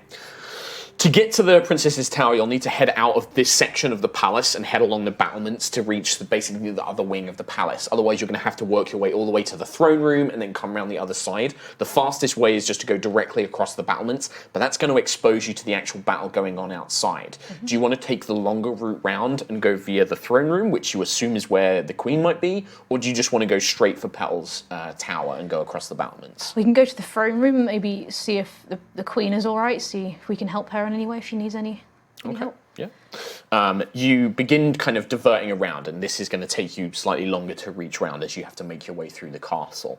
As you do, you can glimpse through the protective windows that kind of look out onto the town and the city outside of the palace. Those of you who aren't from Solvin, you get your first kind of sight at what the city is. You can only imagine that if this wasn't war, it would be beautiful. This beautiful white, almost Grecian in style city with a palace that sits at the top of a hill, and then the town is kind of built around it on the very edge of a coast, basically. You can see that it's kind of on the edge of one of Aerois' peninsulas. Farmlands seem to stretch out, and then you can see smaller villages out there, and kind of scattered around are these enormous spires, which look like they may have once been observatories, but they've now been converted into cannons, and they are... Well, you assume that at one point they would fire upon attacking forces. None of them are working. And you can see blanketing the sky transport ships of Calistarbane, black crystal ships, black armored troopers, basically abseiling down from ropes or magical sleds, it almost looks like. These kind of like little skiffs and patrol vehicles make their way down, and they begin just laying fire with force rifles and magic and swords, and you can see terrible battles are taking place all amongst the town and the city. Sentry, this isn't like before. They have breached the defenses. They're in the town. They're in the palace. This is worse than you remember it. It's an alternate version of what happened to you before. Okay. But it is a losing battle. You can see that these forces have been breached, and yeah, this is going very badly for Solvin. You make your way through into the throne room, taking some time, several minutes. You're not quite sure how long it goes, but you notice that as you're traveling, that light in Sentry's chest is diminishing. You can see it's lost a small amount, a significant amount. Is there any way of knowing how much time there is? Make an intelligence check for me, or an arcana check, whichever is higher. 11. Nova can make one as well. This is the two of you have the best bet of knowing this. Arcana check. Yeah. 12. At very best, hour. Not long at all. But give or take, you don't know how much this is depleting. You don't know if Sentry exerting herself is making it run out quicker, or you just don't know. You make your way through to the throne room. You see injured guardsmen. There are civilians packed into the palace as well, frightened, terrified, kind of huddled together, not quite sure what's going on. soldiers are desperately running around doing what they can. But at best, they're keeping forces away from the palace. They're not really gaining any ground. You make your way into the throne room, and you find Queen Astoria sat on her throne, pale, dark circles under her eyes, and she's holding Petal, the princess. And you can see that there are no guards around her. In fact, to get entry, you had to storm past several guards who are keeping civilians out of the throne room. But you enter, and it's this large open space. You could fit hundreds of people in here, and it's very well defended. But she's just there, kind of holding the princess. And when she sees you, she's like, "Praise the Star Mother, Sentry, you're here. Come, we need to take the secret exit and flee the palace. We need to take Petal and leave." Well, can we bring other civilians through? Can we get out as many people as we can? Sentry, if we do that, that will lure the Callus's forces to us. This is a chance for us to escape. You, me, and Petal can get out of here. And the soldiers can buy us time. They can give us time to escape. We'll find allies elsewhere on Aerois. The gods, we'll go to them for help. We can bring more people. We can help solving this. Let's gather up all the soldiers, as many people as we can. Sentry, if we do that, we might as well just march out the front door. They'll see the forces leaving with us, and they'll target us. This is the best chance for... You have to protect her. And she kind of, like, gestures, and you see Petal kind of looks up like, "Sentry, please, I'm scared." She looks up to you with these big, wide eyes. It's like, you swore to protect her. This is our only chance, Sentry. I understand what I'm doing, believe me, but we can't save them. It's a lost fight. You have to do what you can. Protect her. Well, how about you get ahead? You two go ahead, get a head start, and then we can bring the forces and citizens behind. Ensure your safety, and then we'll defend. You don't understand. You are her protector. You swore an oath to me and to the city to protect her. Take her and take her to safety. That is an order. And you can see that, like, this calm demeanor is cracking. Like, she has lost it.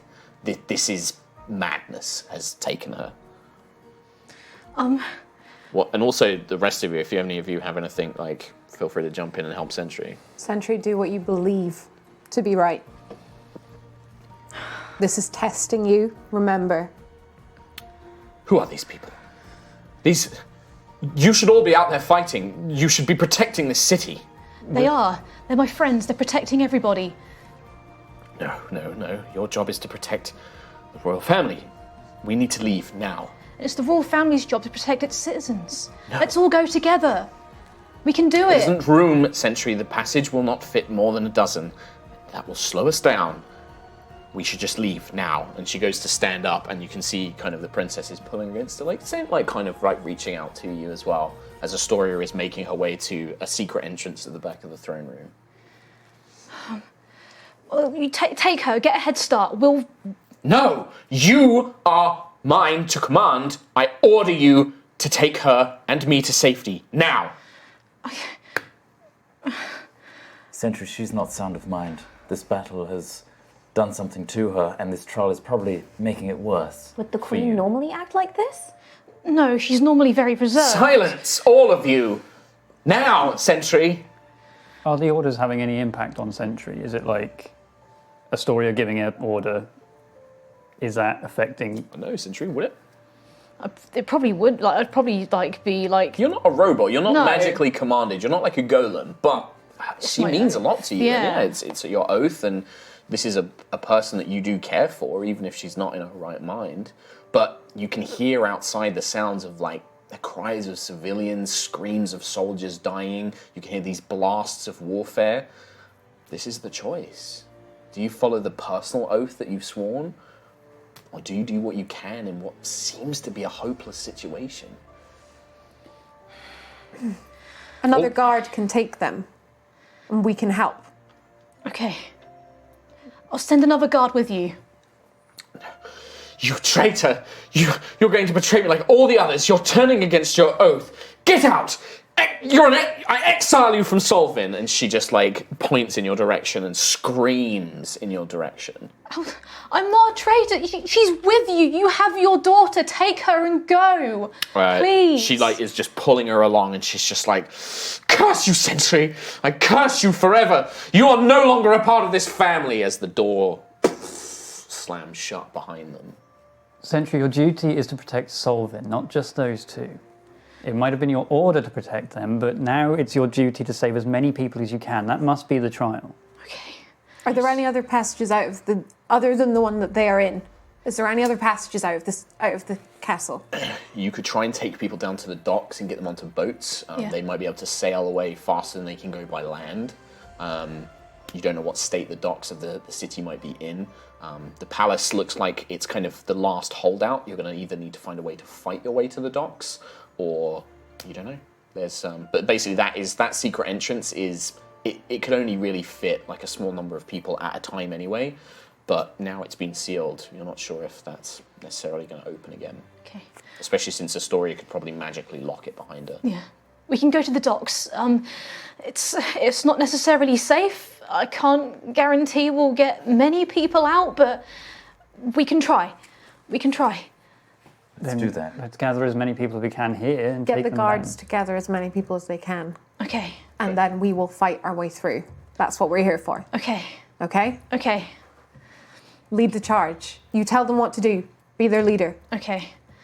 So I'll walk out of the room and command the guards. I'll tell them we need to leave. We need to gather as many people as we can and make it to the docks. We need to get to the docks, get on the boats. It's an older kind of dwarf soldier. You can see kind of wearing a ramshackle armor. Kind of is just like, "Aye, Commander. It's going to be tough going. They've kind of captured most of the city streets, and most of the soldiers we've got here aren't really in a fighting condition. But we can try and make a push for the docks, but there's a couple of things that... If we could maybe get one of the arc spires back up, that could give us some covering fire from the transport ships. Okay. But we haven't got any more artificers to send out them. There's no more engineers who understand it." Oh, me! I can do this! I don't know how to do it, but I can do it! Are you sure? I'll go. Where? Which one's the closest? Okay. He puts a hand on your shoulder and pulls you in. Commander, as a suicide mission, sending them right out there must be sending them to their death. She might get there, but as soon as that arc tower comes back online, they're going to hit it with everything they've got. We might need it to survive. Just keep that in mind. Okay. Nova, I'm going to be perfectly clear with you about this. It's going to be dangerous. The minute that arc tower goes up, you're at risk. You might not make it. Cool, bye, make the most of it. Okay. Nova? Might I suggest, Sentry, Quill, in your current form, Yes, yeah. you can fly. If you need to get there quicker, might be able to carry, but I can also dimension door. Let's go. That's Okay. faster still. that's faster, yeah. Can you dimension door 2 people? 2 people. Who wants to come? Suicide mission. Arc Spires, that's all Arcana, that's magical knowledge, right? So either me or Lucius. I'd happily go. Okay, Lucius? Are you sure? Of course. You it's sure, a trial. Lucius? It's a trial. Is it We not? might die. We might legit die. I haven't actually fully understood the parameters of if we die in here, do we die out there? Who knows? Well, if we could don't do anything, we're going to die in here anyway, so why not? Let's try it. Go for it. Sentry, you've got this. Sentry, for you've got some magic and some strength here. What do you want from us? Okay, so... okay, so we got Lucius. I think you guys need to push towards the dock and get the people out. Yeah. Sentry, I just want you to know, don't worry about us. This is for the Guardians, okay? Okay. If we die, that's fine, because you have an entire race to save. I don't want to lose any of you. I don't want to run the risk of Hey. losing you. I can't. Hey, we're always going to be with you, okay? Commander, there's not much time. If somebody's going to go, it needs to be now. Okay. I can help lead them there, but... Yeah. And he gives you a nod of like, I know what's going to happen. Okay, if you're certain, then okay. Might buy enough people enough time to get somewhere. Thank you so much. All right, Ganassi, you're with me. Which way? Point. He just is like, Well, the closest arc spire is that one, and he points towards. Is it within 500 feet? No, you're going to have to like partially go there on foot as well. Okay. Anyone on the way, tell them to go to the docks. I'll spread the word that I can. Thank you. You send Dwarf and Nova. Right. Whilst they are doing it, Nova, you're now out of the scene, effectively. Is Lucius coming? Or Lucius. Lucius as well? You coming? Yeah. I think the plan was to Lucius dimension going to- door both those two. Well, then you can't dimension. Then you could can't do take it. the Dwarf. Who's the Oh, it's guy. two. Oh, right. Oh, right. I'll leave the dwarf. Takes dwarf. I'd say keep Lucius with you. And Yeah, I'm Okay. gonna go Okay. on my own. Okay. Okay. You guys have this, right? Yes, Nova, you've got it too. Yeah. I totally do. Come back to us. Yes, please, no. Come back to us. Thank you. Okay. He leads you off into the streets, and you can hear the fighting as they begin making their way out of the palace. You've gathered a good battalion of soldiers. But a lot of them are injured, and as they're gathering, you can see a very senior-looking medic. You can see she's wearing priestly robes. She has a symbol of Siaska, and there's a few priests of Valena around her as well. They are stood in the middle, and they seem to have like several kind of like healing potions and bandages and things like that. But in the courtyard, there are two groups. There are the civilians. There's about 200 of them. Lots of injuries. Several of them have got broken legs or like they're limping. They have young children with them. And then there are a group of soldiers. Now, the soldiers have got armor, they've got weapons, have injuries as well, and there is a disagreement. You can hear that the medics are like, we don't have enough supplies for everyone. Commander, thank goodness you're here. We have some limited healing supplies, but if we split them apart, it's going to do nothing. Okay. We can either give some amount of healing to the soldiers or to the civilians. And the soldiers are like, we're the ones who are going to be fighting, Commander. We need to be in top condition. I understand that it's painful and uncomfortable for the civilians, but if they get in a fight, there's nothing that we can do about it. If we're in our best condition, we can at least fight.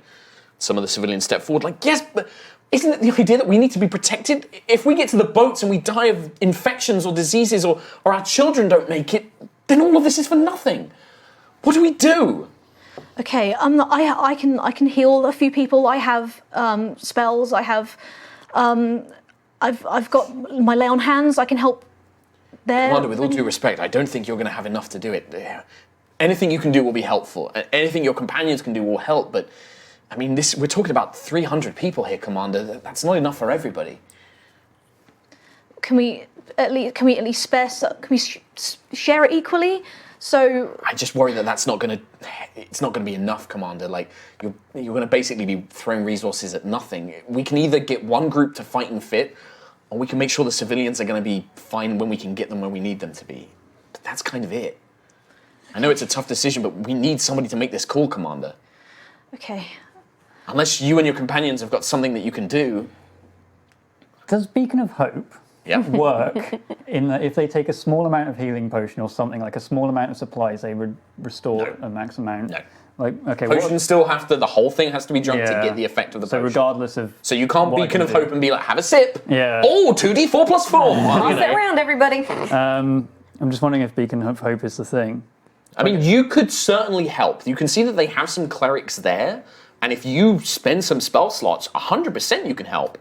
Those are your resources, right? If you're going to spend lay on hands and you're going to spend spell slots, you could definitely help. And maybe between the two of you, you could heal more than you could start helping both groups. But that's going to depend on how much of your resources you want to spend. Okay. So Beacon of Hope works on anyone within range. Yeah. Within 30 feet, all around me. So, like, how many people could that be if everyone just really 30 feet around huddled in? you? You could get quite a large quantity of them. You'd probably get like 20 to 30 per time. In 30 feet, like, Around you? radius? It's a 30-foot radius. Is it Yeah. 30-foot radius around you? Yeah, Or and is then it 60 feet wide circle? 60-foot wide circle? So Going imagine all one around. person per 5 feet, so 60 people. Squared. Squared. Yeah, squared. So 60, so 120, 360, right? 360 people. Yeah. So you get Yeah. all of them. But is it a 30-foot radius or is it a 30-foot? The range / area, it says it's the 30 feet range, but I always imagine 30-foot range is 30 No, feet. 30-foot range is 30 foot out from you. So yeah. radius, yeah, so it's 60 feet wide circle. And it's every creature within 30-foot range. any number of creatures within range. And they can then recover max hit points from any healing. Okay. As long as they're standing in that when he does that spell, then they heal. And then it lasts no matter for a how minute. they heal, they'll get So full. 360 people is basically one group. So Okay. you can catch everyone in one group. And the priests aren't high-level priests like you, so they're going to be using like level 1 cure wounds and stuff like that. Yeah, but it's better than them rolling a 2. Yeah, absolutely. But that's the thing, is Beacon of Hope is just going to maximize hit points. You then have to heal 360 people. So that's what the priests are mainly going to be doing. Okay. It helps, at least. A group is only as effective as its weakest member. Yeah. If we're up against a fight on the way, then the soldiers are the best option, because the soldiers are needed to fight. If we merely need to escape to the boats, we need everyone to be able to run. Yeah. We don't know what's up ahead, No. whether we're going to have forces attacking us or if we're just going to be hit from distance. I don't know. I agree. Okay. So what can we do? It's dependent on who you want to... Well, who wants to be the best? Is it the soldiers or the people? The people are the ones we're trying to save, but We're the trying to soldiers save need the to be people. saved. The soldiers are doing the saving for us as well. Yeah. How about get them to focus on the civilians, get the civilians out of here. Quill and Sentry, you help the soldiers. Okay. Okay. We'll do that. That sounds good. Get the civilians moving towards that dock as soon as possible. Yeah. Okay. Yep. You do what you can. How much healing do you want to spend? I'm going to spend as much as I can. So you spend all of your lay on hands. Do you want to All spend of my spell lay on slots, or are you going to save those? Let's see. I can do... Let's see. I've got level 3 cure wounds. That's... How many people is that? That's just one. Just one person. Cure wounds is one person. Yeah, I need per mass target. cure wounds for that. Okay. I have got mass level. healing word, Yeah. but that's 6 people. Like, I could do that a few times, With a beacon of hope. and then if I did that like 3 times, and I'm burning 4 spell slots for Beacon of Hope and 3 mass healing words So 12, 18 people from the healing of words. 18 out of 360. But they would have maximum healing from whatever they want to do as well, I suppose. And you've got other priests who are going to be going around and healing. And it's not just magical healing, like they have bandages, they have like, unguents, there's splints. They're also, you can see that people have like broken legs and things like that. Heal the medics. Prioritize them. And Okay. then they can help the civilians Okay. Okay. and other soldiers. Okay. Both of you, so Sentry and Quill, make medicine checks for me. Medicine check. And Lucius is, who do you want to help, Sentry or Quill? Because you were kind of like trying to identify people and stuff.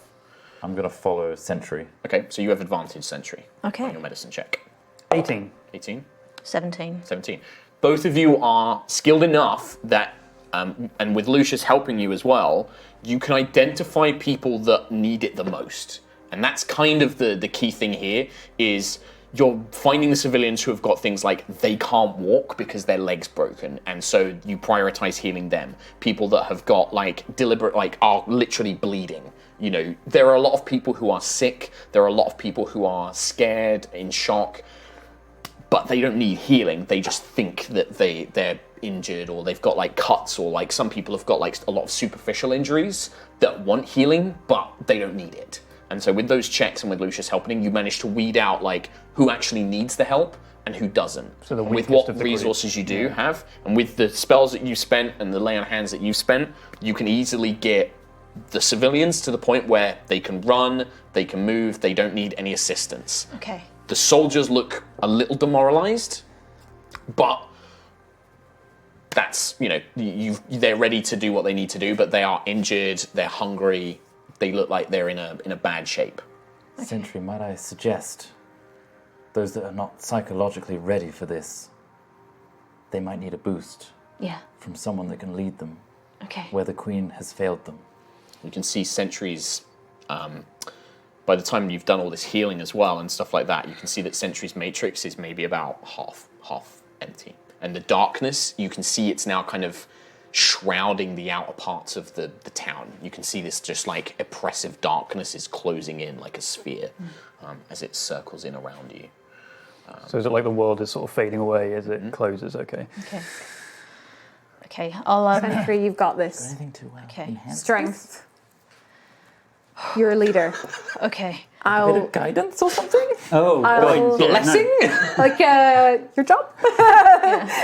I'll again stand beside Sentry and Flex. make sure that I'm holding the hammer and like the lightning's around me and everything, just in that I'm ready to go. Okay, so you're not trying to scare them, No, you're like I'm trying to puff hype them up and be I'm like, on your look, side, I'm on your like, side, I got we're your going. backs. Okay. I mean, Ayla's... make a persuasion check for me. Oh, I'm not very This isn't persuasive. to succeed or fail, I just, want to know how good a job you're doing. 17. That's fine. Now, that you can help Sentry with what she's trying to do. guidance. Alright, so you have an extra d4, and you have Okay. advantage. Thank And then, after you roll, tell me what you say. Okay, so I roll now. So, persuasion check, with an extra d4 and advantage. Well, Good job you had that Second one was a advantage. 1, yeah. so 16, 17, 18, 19, 23. Very effective, so what do you say? Okay, I'm gonna summon Find Steed and Yes! get Elko into the fray. So you watch as this echo kind of emerges from your chest and this giant metallic celestial looking elk I think it's the first time. kind of appears. So kind of like looms around, this single kind of amethyst eye looking around. And I'm gonna get on his back, like King Theoden style. Yeah, love it. You look like Legolas's dad. What's his face? Thranduil. You look like Thranduil. Thranduil. Like Yeah. Cool. elegant. Okay. This is our chance to make a difference. If we get these people out of here now, they'll be telling legends about what you've done today. Fighting Starbane. Starbane himself came to Solvin, but we survived. And we made it out. Our own queen has abandoned us. The Queen's abandoned us. But we're stronger than her. We've faced Starbane head on. We're not going to let him defeat us today. We're going to escape. We're going to see a new tomorrow, and we will be safe. To a new tomorrow. Yeah, and there's like a cheer goes around, and you can sense that there's that not a flame of hope. You can still see fear in everybody's eyes as they look up to you.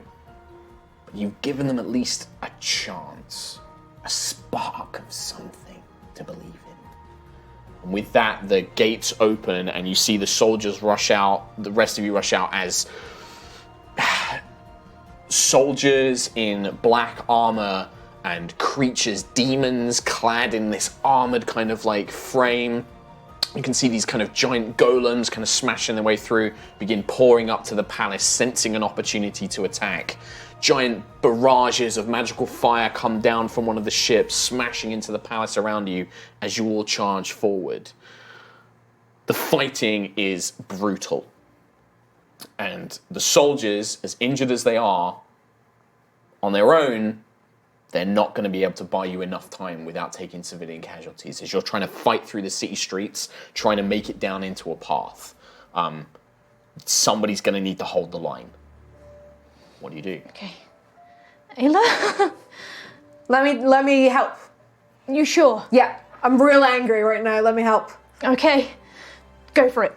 Okay, You've got this. I'm gonna rage, and I am going to spot the biggest thing in my way and launch the Howling Tempest at it, Okay.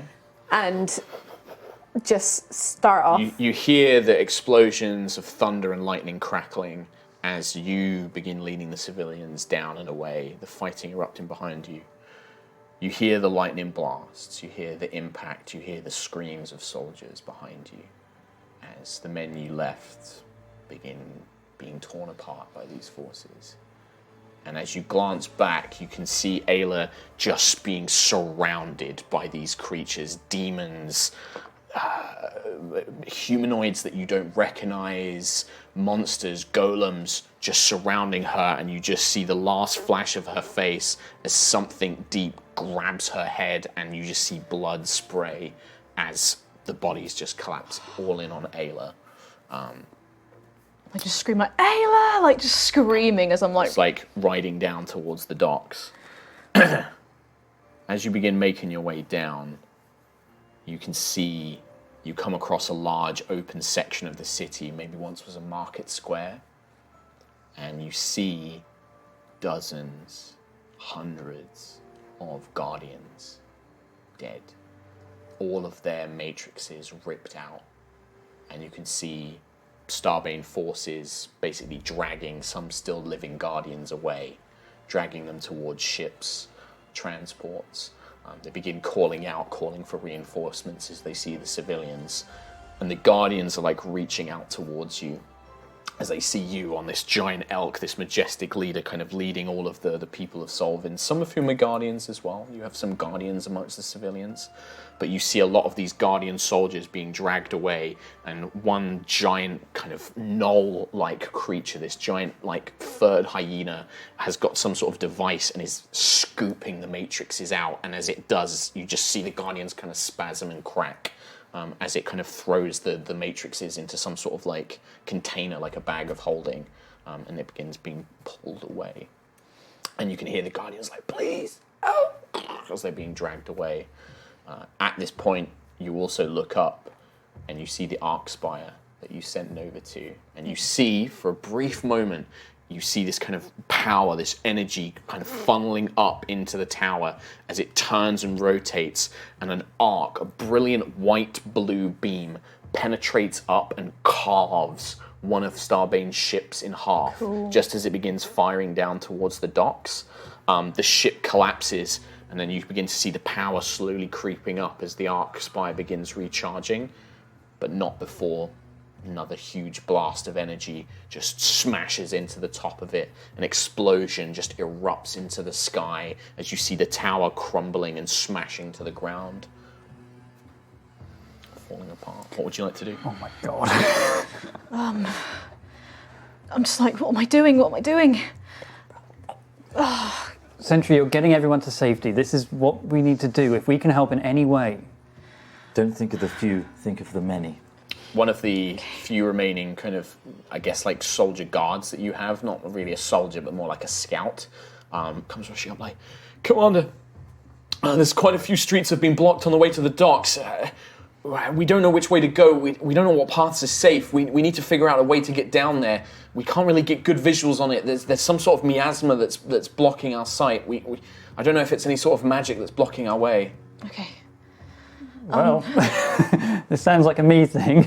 Okay. I can detect magic. I can use the eye if you need the eye. You can't use the eye. You can sense that magic is not here. Okay. Whatever connection to do have Hesper wings. doesn't exist here. I can fly up, but that makes me a target. I can try and guide you from above. Let me see. What can I do? Quill and Lucius, you can see that Sentry's matrix light is probably about a quarter left. The darkness has now completely enshrouded the rest of the city. I can cast Bless on you, and so you get some help if you. Whatever gets you where you need to be. We don't have time. I will cast Arcane Eye and send that out. I will guide you from above. Just listen to the messages. And using the eye, I'll sort of fly that one way, and I'll fly up to try and get an Use the aerial eye view. to kind of like quest, and then you're going to telepathy ring like safe paths and Yeah, stuff like if that still works, then yeah, I'll sort of guide Sentry from above, but that means flying up over So the Quill buildings and flies stuff. up. I'll up cast on- Bless before he does it on him. Cast bless. Make a perception check for me, Quill. What does Bless do? It gives you a D4. D4. It's like guidance. Yeah, but it lasts longer and it's attack rolls and stuff. 7 plus 8, 15. 15. With Quill guiding you from above, it's actually, he makes finding your way. He helps you avoid several patrols of Starbane forces. You can hear that there is a force pursuing you, but with Quill's guidance, he manages to lead you. And just as you are making the final turns on the outskirts of the city, Quill, you kind of send down a series of messages, and then you just hear one loud and the messages go silent. Okay.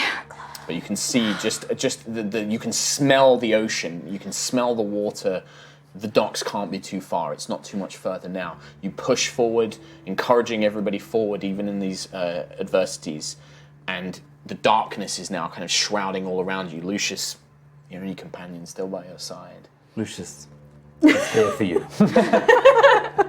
Your friends made that choice, okay? Okay. You're to become the Prime. This is a test, a trial. To see that you can do anything in the worst of scenarios. Don't forget that. Don't forget what your friends have done. I wouldn't have got this far without them. And we wouldn't have got this far without you. As Lucius' words hit, you crest and you look down into the docks. You can see that there are a few civilians boarding into a couple remaining transport ships. A few soldiers on the outskirts, like, come on, come on, begin rushing down. Civilians, you and Lucius all begin making your way. But as you are making your way down to the docks, a huge explosion eradicates the 3 remaining ships on the docks.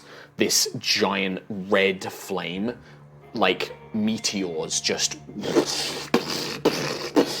smash into the docks just as you begin arriving.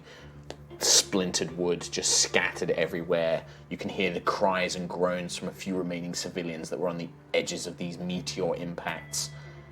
And as you look up, you can see this force of Starbane's forces. And you see Callus at the head of it, looking down, a gauntlet raised, still kind of glowing red with the magic. His voice amplified. There is no more escape, Guardian. Your people have failed. Give them to me, and I will make them part of my empire. I will not give them to you. Then they will die, Guardian. I am offering you a chance to save their life. You and the other Guardians, you will be used. Your matrices contain much power. Yours especially so. But I will ensure that the humanoids live. They will carry on. Don't listen to him, Sentry. Why is he killing innocents? He doesn't need to. I am killing only those that resist. Surrender now. These people weren't resisting. They're just trying to survive. This planet has been resisting, Elf. Who are you? He's Lucius. How dare you? He is no one. I am offering you one chance. Surrender. You and the Guardian, come with me. The people I will protect. I will put them into my empire, send them to a new world, to begin a new life. You filthy murderer, you disgust me. I'm going to cast my flame lance. Okay, so you kind of point the flame up at the lance and you kind of watch. It doesn't even hit him. Some sort of barrier around him just... A fatal error. Raises a finger at Lucius. A green beam hits him, and you watch Lucius just disintegrate in front of you.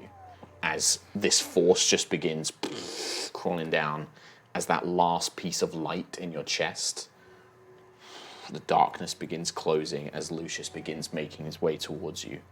You have failed, Guardian. As the darkness completely engulfs you. You stand in the dark void of nothing for what seems hours, forever, years, you don't know. Until one last voice in your head. The voice of Root Prime. The duty of a leader, of a protector, never ends. It is an eternal vigil that we and we alone can stand against. To become the Prime means to become a light, even in the darkest hour. The light erupts from your chest and fills a space. Your companions stand at your side. Ah! Oh my god! You are stood on this broken ground. The floor seems to be made of the broken parts of Solvin city streets. You can still see dead Starbane soldiers, dead Solvin soldiers, on the ground, but the buildings and the sides seem to have just vanished into this luminescent fog. It's like standing on a floating piece of city street. Discarded weapons, things like that kind of scattered around. As you stand with your companions in this space.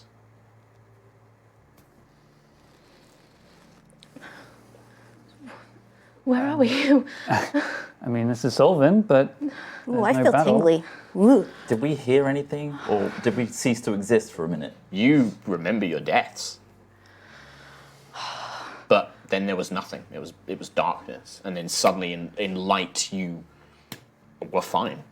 Sentry's light restored you. You don't know how, you don't know what this place means or what it does. You don't know if it has any long-lasting effects. Certainly spell slots are still gone. Sentry, I don't think this is over. Kim, do mark off one spell slot for Dimension Door, because I'm imagining you would have cast that at some point. So what's left? Solvin is empty, it's ruined. Where do we go now? I don't know. Are there any doors? Is there an exit? You are stood on a broken piece of city street, floating in luminous fog. What does the light on Sentry's chest look like? Full. It's glowing. It looks like the Matrix, the Prime Matrix. As you are waiting, many voices, that same voice, the hundreds of thousands of voices joined as one, speaks again. The final trial. Prove that you can protect that with which you have been charged. That you have the strength and power to defeat those who would destroy it. And then the fog turns to black and crimson. And you begin to feel this kind of rhythmic, pulsating beat. As you gather your allies around you. From the sky, descending downwards, a figure made of dark crimson light. Yep. In the shape of callus, but warped, twisted. A single eye stands 17, 20 feet tall, a blade in its hand as it floats down, looms over this floating platform. Guardian, long has your pathetic kind dogged at my heels, like ants crawling upon a great beast. My avatar, my old enemy made part of me, will wipe you from the universe and resign you to annihilation. That's where we're going to roll initiative. Yeah, I think so. I did not think we would get this far, so I didn't have my map prepped, but I do have monster stats. I mean, the map is circle, ruined streets, right? Could I quickly make it? I think I could. Theatre of the mind. Map break. We can theatre of the mind. can theatre of the mind. This All right. So, I wanted to make a cool map and get a cool miniature. I was going to do it this week, because I didn't think we'd get this far, but it's fine. It's cool, you described D&D-o. it well enough. Yeah. This floating stone platform is about no more than 60 feet by 60 feet. It's like a stone circular platform with little bits of debris. A few bodies, you can see Starbane tech weaponry, you can see a few swords and shields and that sort of thing kind of scattered all over the place. But this figure, this 17-foot tall, kind of has the silhouette of Callus, but it's all made from dark crimson red light, and it carries this elongated sword, and it's just looking around as it freely flies. It can fly and move around in 3D space as it looks down on you. Bloody Hadarbane. Hadarbane, right. Don't like it. No. Counters. Don't like this one bit. What was your initiative, Sentry? I just want to know. 12. Bah. Running counter. Here we go. Right. Initiatives for Lucius. 7. Mine is not good either. Quill. 19. Ayla. 10. 10. That's all right. With Sentry. advantage. 12. 12. Good Nova. advantage. I have advantage on it. 16. Auto roll initiative. Ooh. Thanks, D&D Beyond. Next D&D Beyond. Quillic and Kalar. Ooh. Right, I don't have much by way of spell slots. As it looms ahead of you. It's probably, yeah. In fact, actually, as you start your turn there, you take some necrotic damage. This thing is kind of looming at the edge of the platform. Well, actually, no. It would have loomed pretty much in the middle of the platform, basically. So at the start of your turn, you take 8 points of necrotic damage. Okay. Where are we in relation? Like, just So you are basically like in a group together. I imagine you're all kind of stood together right in the middle of this 60-foot circular platform, and it is right in front of you. It just lands in front of you. we're in the middle as well. Can I create a spiritual weapon with a bonus action, and then with my action, I want to sacred flame it? Okay. Hit me up. You tell me what I'm doing. So you need to make a dex save for sacred flame. Fail. Perfect. Actually, no. Minus 4, 15. 15? 15, sacred flame, 16. Perfect, it fails. Yep, hits. 2d8, 5 damage. Okay. You see as the light kind of streaks up towards it. Radiant damage, if that helps. It does. It seems that as the kind of sacred flame hits this thing, it's like it kind of it doesn't burn it, but you can see like parts of its red light almost seem to like disintegrate and flicker away as it like accursed light of your pathetic titans. Ooh, doesn't like You that. think that is enough to stop me? You worship a false idol, a child pretending to be it is more than what it is. I am a true divine. Spiritual weapon whacking. 20. 20 hits. 1d8 plus 4. 9 radiant damage. Okay. Huh. And I keep my spiritual weapon as well. It's I'm just gonna do your hammer again. I'm just going to count up. It's easier.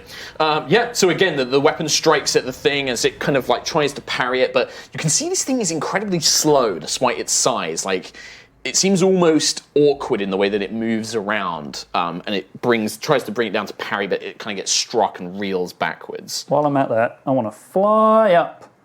About 30 feet in the air. Yeah. Sure. Oh, cool. What? Yeah. Cool, that's my turn. Cool. After Quill, we go to Nova. So, I'm just kind of trying to figure out the wording of this. I want to create a wall of light. Okay. 60 feet long, 10 feet high, 5 feet thick. Where having a map would have been useful. Yeah. I can use all these cool new things I have. Yeah. But like we it make says any creature in this it's area, but I don't know what the area would be. Like obviously I don't want to cast Wait, it says so it says there. Yeah. How big It is says it? like what the wall you created. So 60 feet long, 10 feet high, 10 You feet can high, wrap it 5 around, feet right? thick. Could you? Thick even. Well, and that's the thing is I can place the wall kind of. I can do It has to be continuous. horizontally, vertically, or diagonally. So you could do 10 foot wide and 60 feet high. Yeah. So that's. But you've just flown up in the air. Thanks. Yeah, Bob. but I didn't fly above him. Yeah.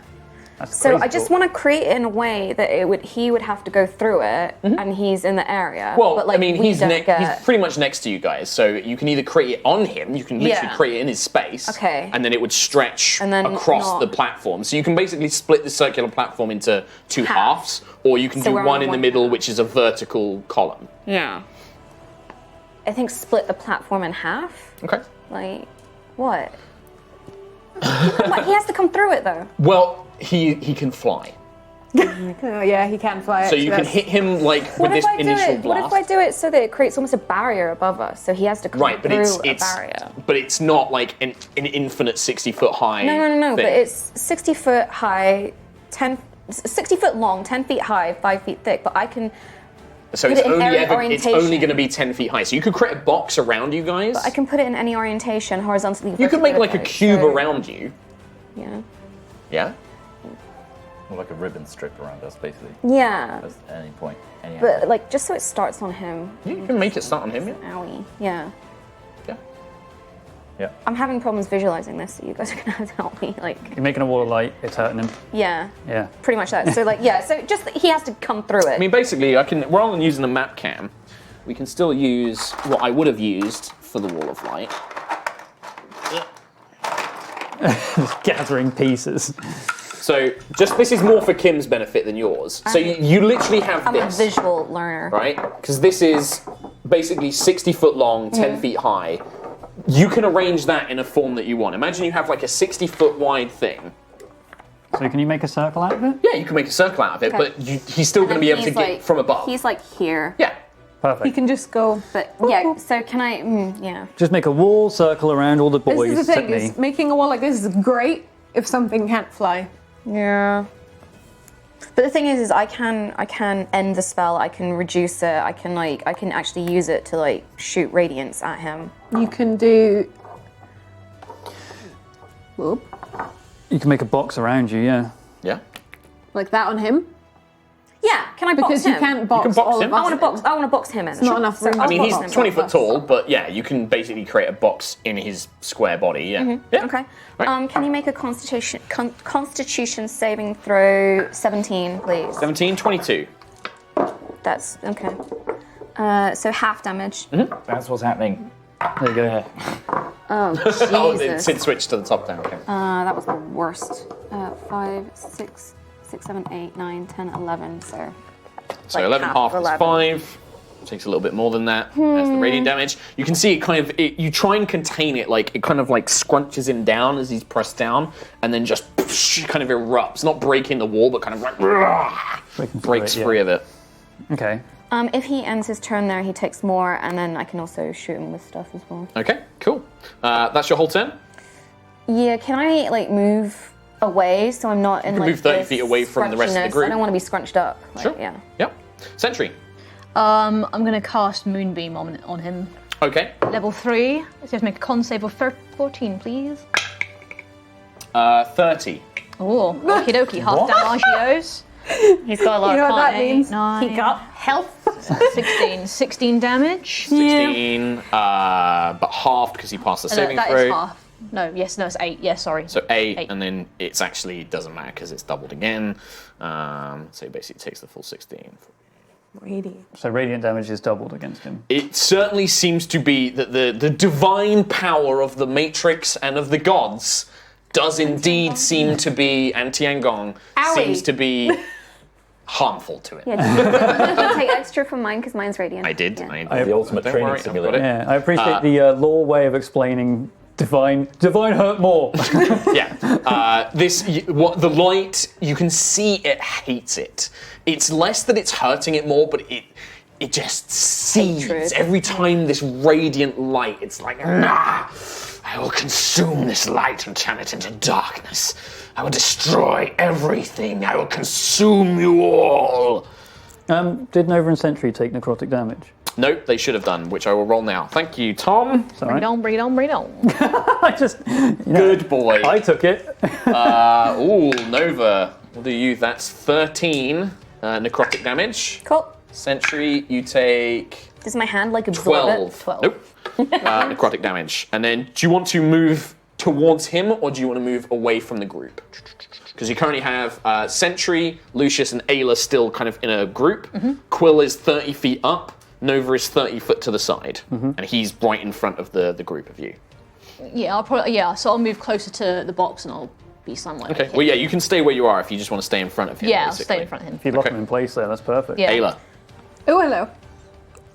So you weren't that bad. Yeah. Oh, I'm an idiot. What? At the end of Sentry's turn, I'm going to use a legendary action. Right, okay. And he will make a blade attack against Sentry. Okay. I'm an idiot. I got so thrown off by this being an encounter that I was just like, that is a 17 to hit. Does not hit. Does not hit. Clashes against Her Majesty's Rose as you bring it up to parry as this kind of blade of energy strikes down at you. Ayla. Hi. So have I thrown the hammer? Because we did the simulation Yes. thing, but I didn't You have actually. thrown the hammer. You threw it. But we didn't actually. No, yes, you did. You did do it. And then you died, being torn apart by a horde of Starbane forces. It's pretty bad. And then you were reborn. Super cool. Yeah, These guys spent their spell slots. Nova blew up. Okay, so I Pulled can't really do much disintegrate. because of the wall I got around sniped. him. You can move through the wall. Yeah, but it'll hurt me. Yes. So I'm not going to do that. Well, don't do that then. Because it's going to hurt me to move and hit him. So I will barbarian. step round to. That doesn't mean I want to actively go through other people's spells. It hurts if you end your turn now. So could I? Or the first time you move into the wall, I believe, as well. It's Yeah. worded. When the wall appears. Just whack. When No. the wall appears. When the wall creature appears. in it. Okay. A creature that ends its turn in the wall's area takes can pass through 4d8. it. So Objects and people can pass through it. You just don't have line of sight. So it's like you can move through it, but it blocks line of sight as well. Is interesting. So you can't see to It attack. says the wall blocks line of sight, but creatures and objects can pass through it. It Yeah. emits bright light. Which means that you can't see through the box. Yeah. But he's bigger than the box. he's so you can poking see through him. it. Yeah. And if you, But I'm going to say if you try and attack him, you're still at disadvantage because it's only his top half that you can see out of it. You don't know where his body actually is. Well, but if you go through it though. Yeah. as long as you don't end your turn. Just whack him. Blinded creature. I'm gonna. Yeah, a creature that ends its turn in the wall's area takes 4d8. So should he have taken damage? Or it says when it first appears. Yeah. When he first appears, he he takes took damage, and then when you end your and then turn. when he I was ends just his turn checking. there, and then I can also use my action to shoot him with Okay. the wall. Right. I'm gonna. You got a bow. I can't see him though, You can see his See top his half. top half. but I'm at disadvantage. For range attacks, I'd say you'd be fine. If you're shooting his top half, I'd say you're shooting okay. his top half. You'd get a bit of cover. I'd give him some cover. Okay. This guy I'm gonna. ain't hard to hit. Okay. I'm gonna. He's a big boy. Did we? It doesn't. He's a big boy. A stained glass window is hard I'm to gonna hit. rage. Move to. I don't know if I get rage damage on this though, because we didn't. You don't get rage No. damage on bows. No. That's fine, but I can still rage and attack, and because I'm attacking, it doesn't cancel Yep. my rage. So I will rage, and then I will move to the other way around that Nova went, so that I'm Both separating on from either the side. pack. Yep. And I will shoot twice at Sure. him with the bow. So one's a natural 20. Jeez, Tom. So, blah, blah, blah, blah. And the other one is 20 to hit. Hits. So D8 plus 4, so 12 minimum. 12 for the damage and that on the crit, and then another D8, which is a 7 So 19. on that one. One more, because you're critical. One more for brutal critical, which is also a 7. You got that? Yeah. 26. Yeah. And then the second shot is 4 plus 4, which is 8. 32. 32 total damage. Yeah. Okay, I'm going to half all of that. Oh. 15, 16. Cool, cool, Still cool, 32 cool, cool, damage. cool, cool, Yeah. cool. As the arrows kind of dig into its flesh, it kind of like... Wait, no. Plus more, because they were magic arrows. Yeah. So each of those had plus 2, so... It's just an extra 4 damage, which is halved again to 2. Yeah. And So- another 2 for the crit. No, No, that wouldn't have been... doesn't get No, that. never mind. The arrows kind of strike in as you can see its form kind of recoil from these arrows, and it just kind of like insects. You think you're so strong, elf of Alfheim, but are you really? At the end of your turn, it's going to use its second legendary action to reach a hand out, and you watch as Ayla is washed in black light that just extends out. When the light which completely covers Ayla finishes, you see, Ayla, you can barely stand. Your strength and constitution are now 8. You can see that Ayla has been reduced in size, like her form seems smaller, like her clothes are barely like clinging to her. She seems younger almost, like weak. She looks like a young girl, like a kind of teenage girl, like younger and weaker, and your strength and con are 8. You lose 9 hit points. Do I have to... Is this permanent? Is this... You don't know? Y'all got What do I Juto. do? Oh my god, you've reduced her strength and con by 10 each. Yes. And as you look down, What do I do? you like your hammer. You can't lift it. You can't lift the Howling Tempest. Your gear is nearly weighing you down. You can barely move. And you see these shadowy figures appearing around Ayla. These kind of elven-looking figures, all wearing this black and red tartan around Ayla. Weak can never be one of us. Pathetic. Oh, I know what he's doing. I know what he's doing. Do I have to adjust this on D&D Beyond? Because I don't know how to. No, just leave it for I now? mean, basically, you can't even lift your hammer at this point. Even though your strength's 8, so I you can't just do anything. you can't. You I mean, not you with can your strength. override You on can't. D&D Beyond. You have no strength. I would make it lower. In fact, yeah, let's make it lower. It's now 6 strength. You can barely move. You can tap on your ability and do an override score. Yeah. Should I do that? So I'm Sure, guessing do that. My go. everyone got that text from Mark this Yes. week, right? Yeah. Yeah, everyone got that there text. We On its go, go. Yeah, here we go. My fear is being level 20. Yeah, that's what I said. That's what I said. on its go, it will point. It will move out of the box. Basically, it flies up into the air, looks down, looks around at the targets. The bird. Make a constitute. Nope. I make an attack roll. How many hit points did Wait. you say that was, Dave? Lose hang on. 9. You still have bless. As in lose 9 27 to hit. I think. Yeah. Yeah, 27 hits. 27 hits. Double check. No, yeah, it does, yeah. 23 cold damage as you are struck by a ray, ice cold, like the.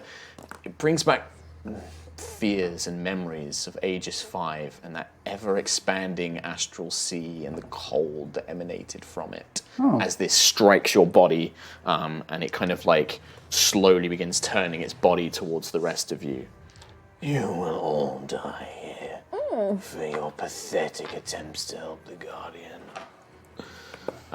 It will just simply move out the box, do its cold, and then it's Lucius's go. I'm going to say to Sentry, don't forget this is a trial.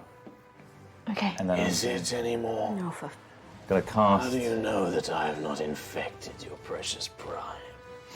Perhaps this was all a trap all along. I'm going to cast Cone of Cold and use my reaction, if possible, to augment it to Radiant. Can you do that? I think it says in the thing you can only turn it to one of your dichromancy options. I think you can can you turn draw from you the can light? turn radiant into cold. You can't turn cold into radiant. Yeah, you're right. Yeah. Because that would make It has to sense match that one of because those mine. are the 2 elements you can master. You can turn other energy into those 2 forms. In which case, I will do a chromatic orb at level 5, which Yes. is Radiant. So it's an attack to hit. But you don't get dichromancy. So Yeah. Yeah. Okay. Go for it. 16 plus fucking lots. Big hit. Lots.com. Wait, at 5th level? 78. Oh my god. Nice. This is a How much, big sorry? hit, by There's the way. 6. What is, how many D8s? 78 of radiant need any more? damage. No, I've got more. So we got an 8. I got it. Oh. It's all right, Sid. I think we've got 5. We've got like 5 38. minutes. We can 38 damage. 38, Yeah. 60, 76. Dora. Oh my god. Don't listen to it, Sentry. As the light begins burning patches of it away. Real men must fight it. Okay, let's take it down. Yeah. Anything else on your turn, Lucius? I think that's good. Okay, Quillic. I will Barriering. let my spiritual weapon attack, because that just does that freely now, does it? As a bonus It's a action? bonus action. Oh, I'll do a bonus action to, yeah, spiritual weapon. Sure. 16 plus 8, so yeah, that hits. Look at you racking up all your little damage. Aren't you sweet? Yeah. 8 plus 4, so 12, so 24 damage to him. Nice. 24. Radiant. Radiant. Is that radiant? That was radiant, yeah. Great job.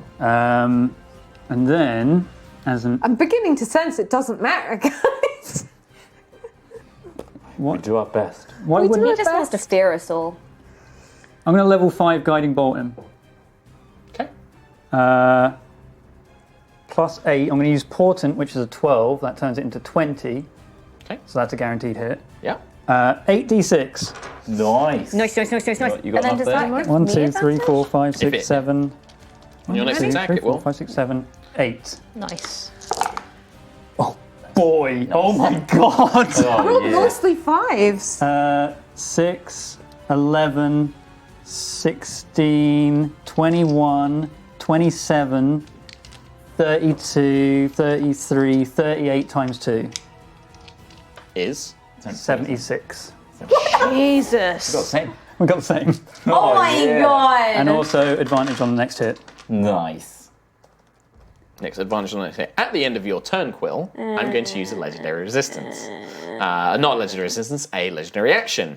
Do I take necrotic? at the start of my You turn? would, actually, yes. And in fact, Lucius would have done this as well. Do Lucius's first. 6, you would take an 8 necrotic.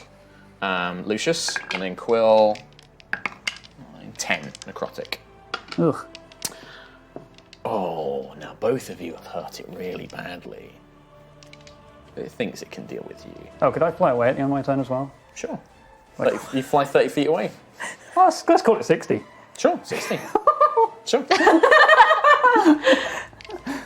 It, recoils from Quill's energy. Pitiful little creatures. Do you think anything you do matters? You're all failures. Pathetic little failures. He grips one hand, and Lucius, you feel your eyes beginning to sear with pain as you watch Lucius's eyes become full of black. Your vision turns black and white. You can no longer see your allies. You can no longer hear them. The only thing you can see the world begins to shimmer, and you see, in place of them, 4 undead figures. Your father, your mother, Idea, and Norfear.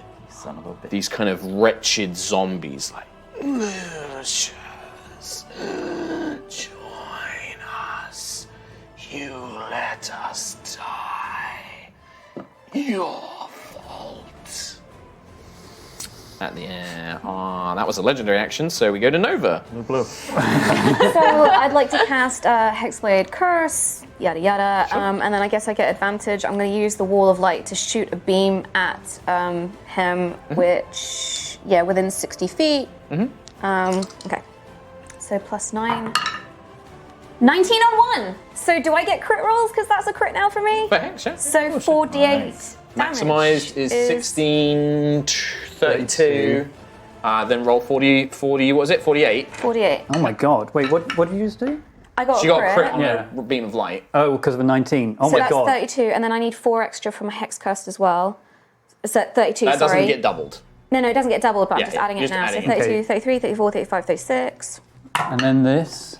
Oh my Well, the Hexblade god. damage is different though, isn't it? It's not radiant. No, it's not radiant. Okay, So so 32. 58 total.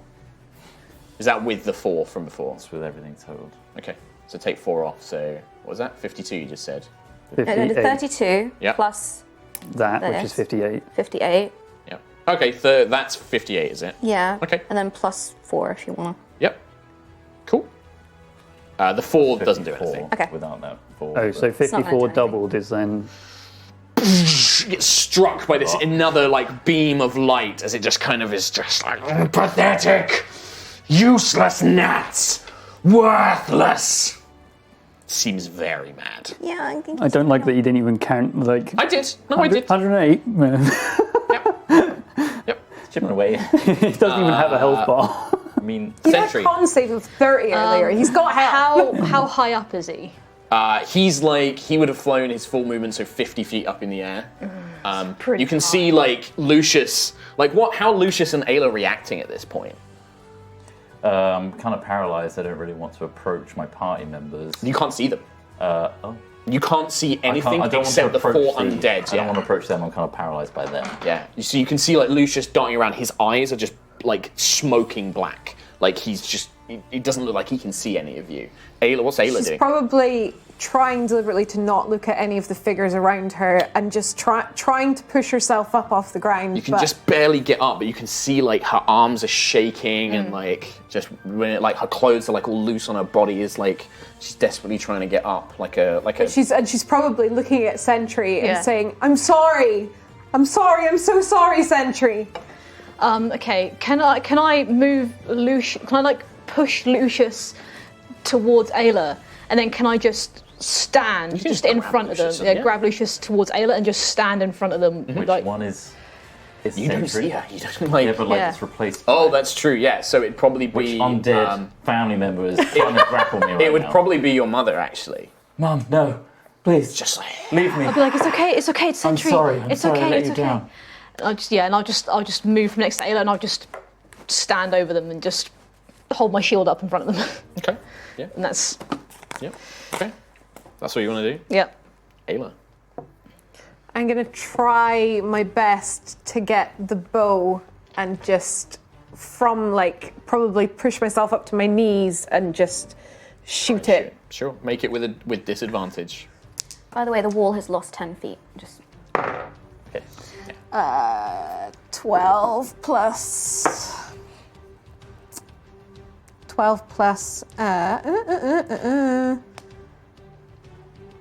3, 4, 5.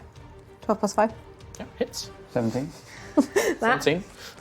Do the damage, but don't add any modifiers. So just roll the weapon damage. The modifier is -1. No, it's This is Dex because it's a ranged weapon. Oh, right. So just roll D8. my dex has been reduced. Yeah. No, it hasn't. It's just It has. You reduced my dex, didn't No, you? it was Oh, you plus reduced my strength con. and Okay. But Constitution. This is whatever reason, just roll the weapon die. Yeah. 3. 3 points. Okay. So you watch as Ayla desperately kind of tries to lift this bow, but she can only just barely pull it to half strength. And this arrow does kind of fly out, and her aim is true, but the arrow just kind of like almost just nicks the creature, like just pings it basically. Anything else? At the end of No. your turn, you can make a wisdom saving throw. You get a +2 from me. You do. So Oh, charisma. Sorry, charisma. charisma saving throw. Yeah, even worse. I'm good at those. 14. Oh, don't worry, it changes. 14? Nope. These voices are getting in your head. Just weak, useless, abandoned child. You have no place anywhere. These people are no family. These whispers just leaking into your ears. Sentry, you can hear these spirits. They're speaking to Ayla, and you can almost see like shackles as to each of these spirits bind to Ayla, like to her arms and legs, and she's just kind of like holding her hands up to her ears as they speak. Okay. Right. I'm just going to do 2 more things, and then we're going to have to finish up today. On its turn, at the end of Ayla's turn, it will make 1 blade attack against Sentry as well. It will. Actually, no, it can't because it's flying up. So it Yeah, won't do that. 60 feet away. It's flying up. So on its turn, it will look at Quill and consume.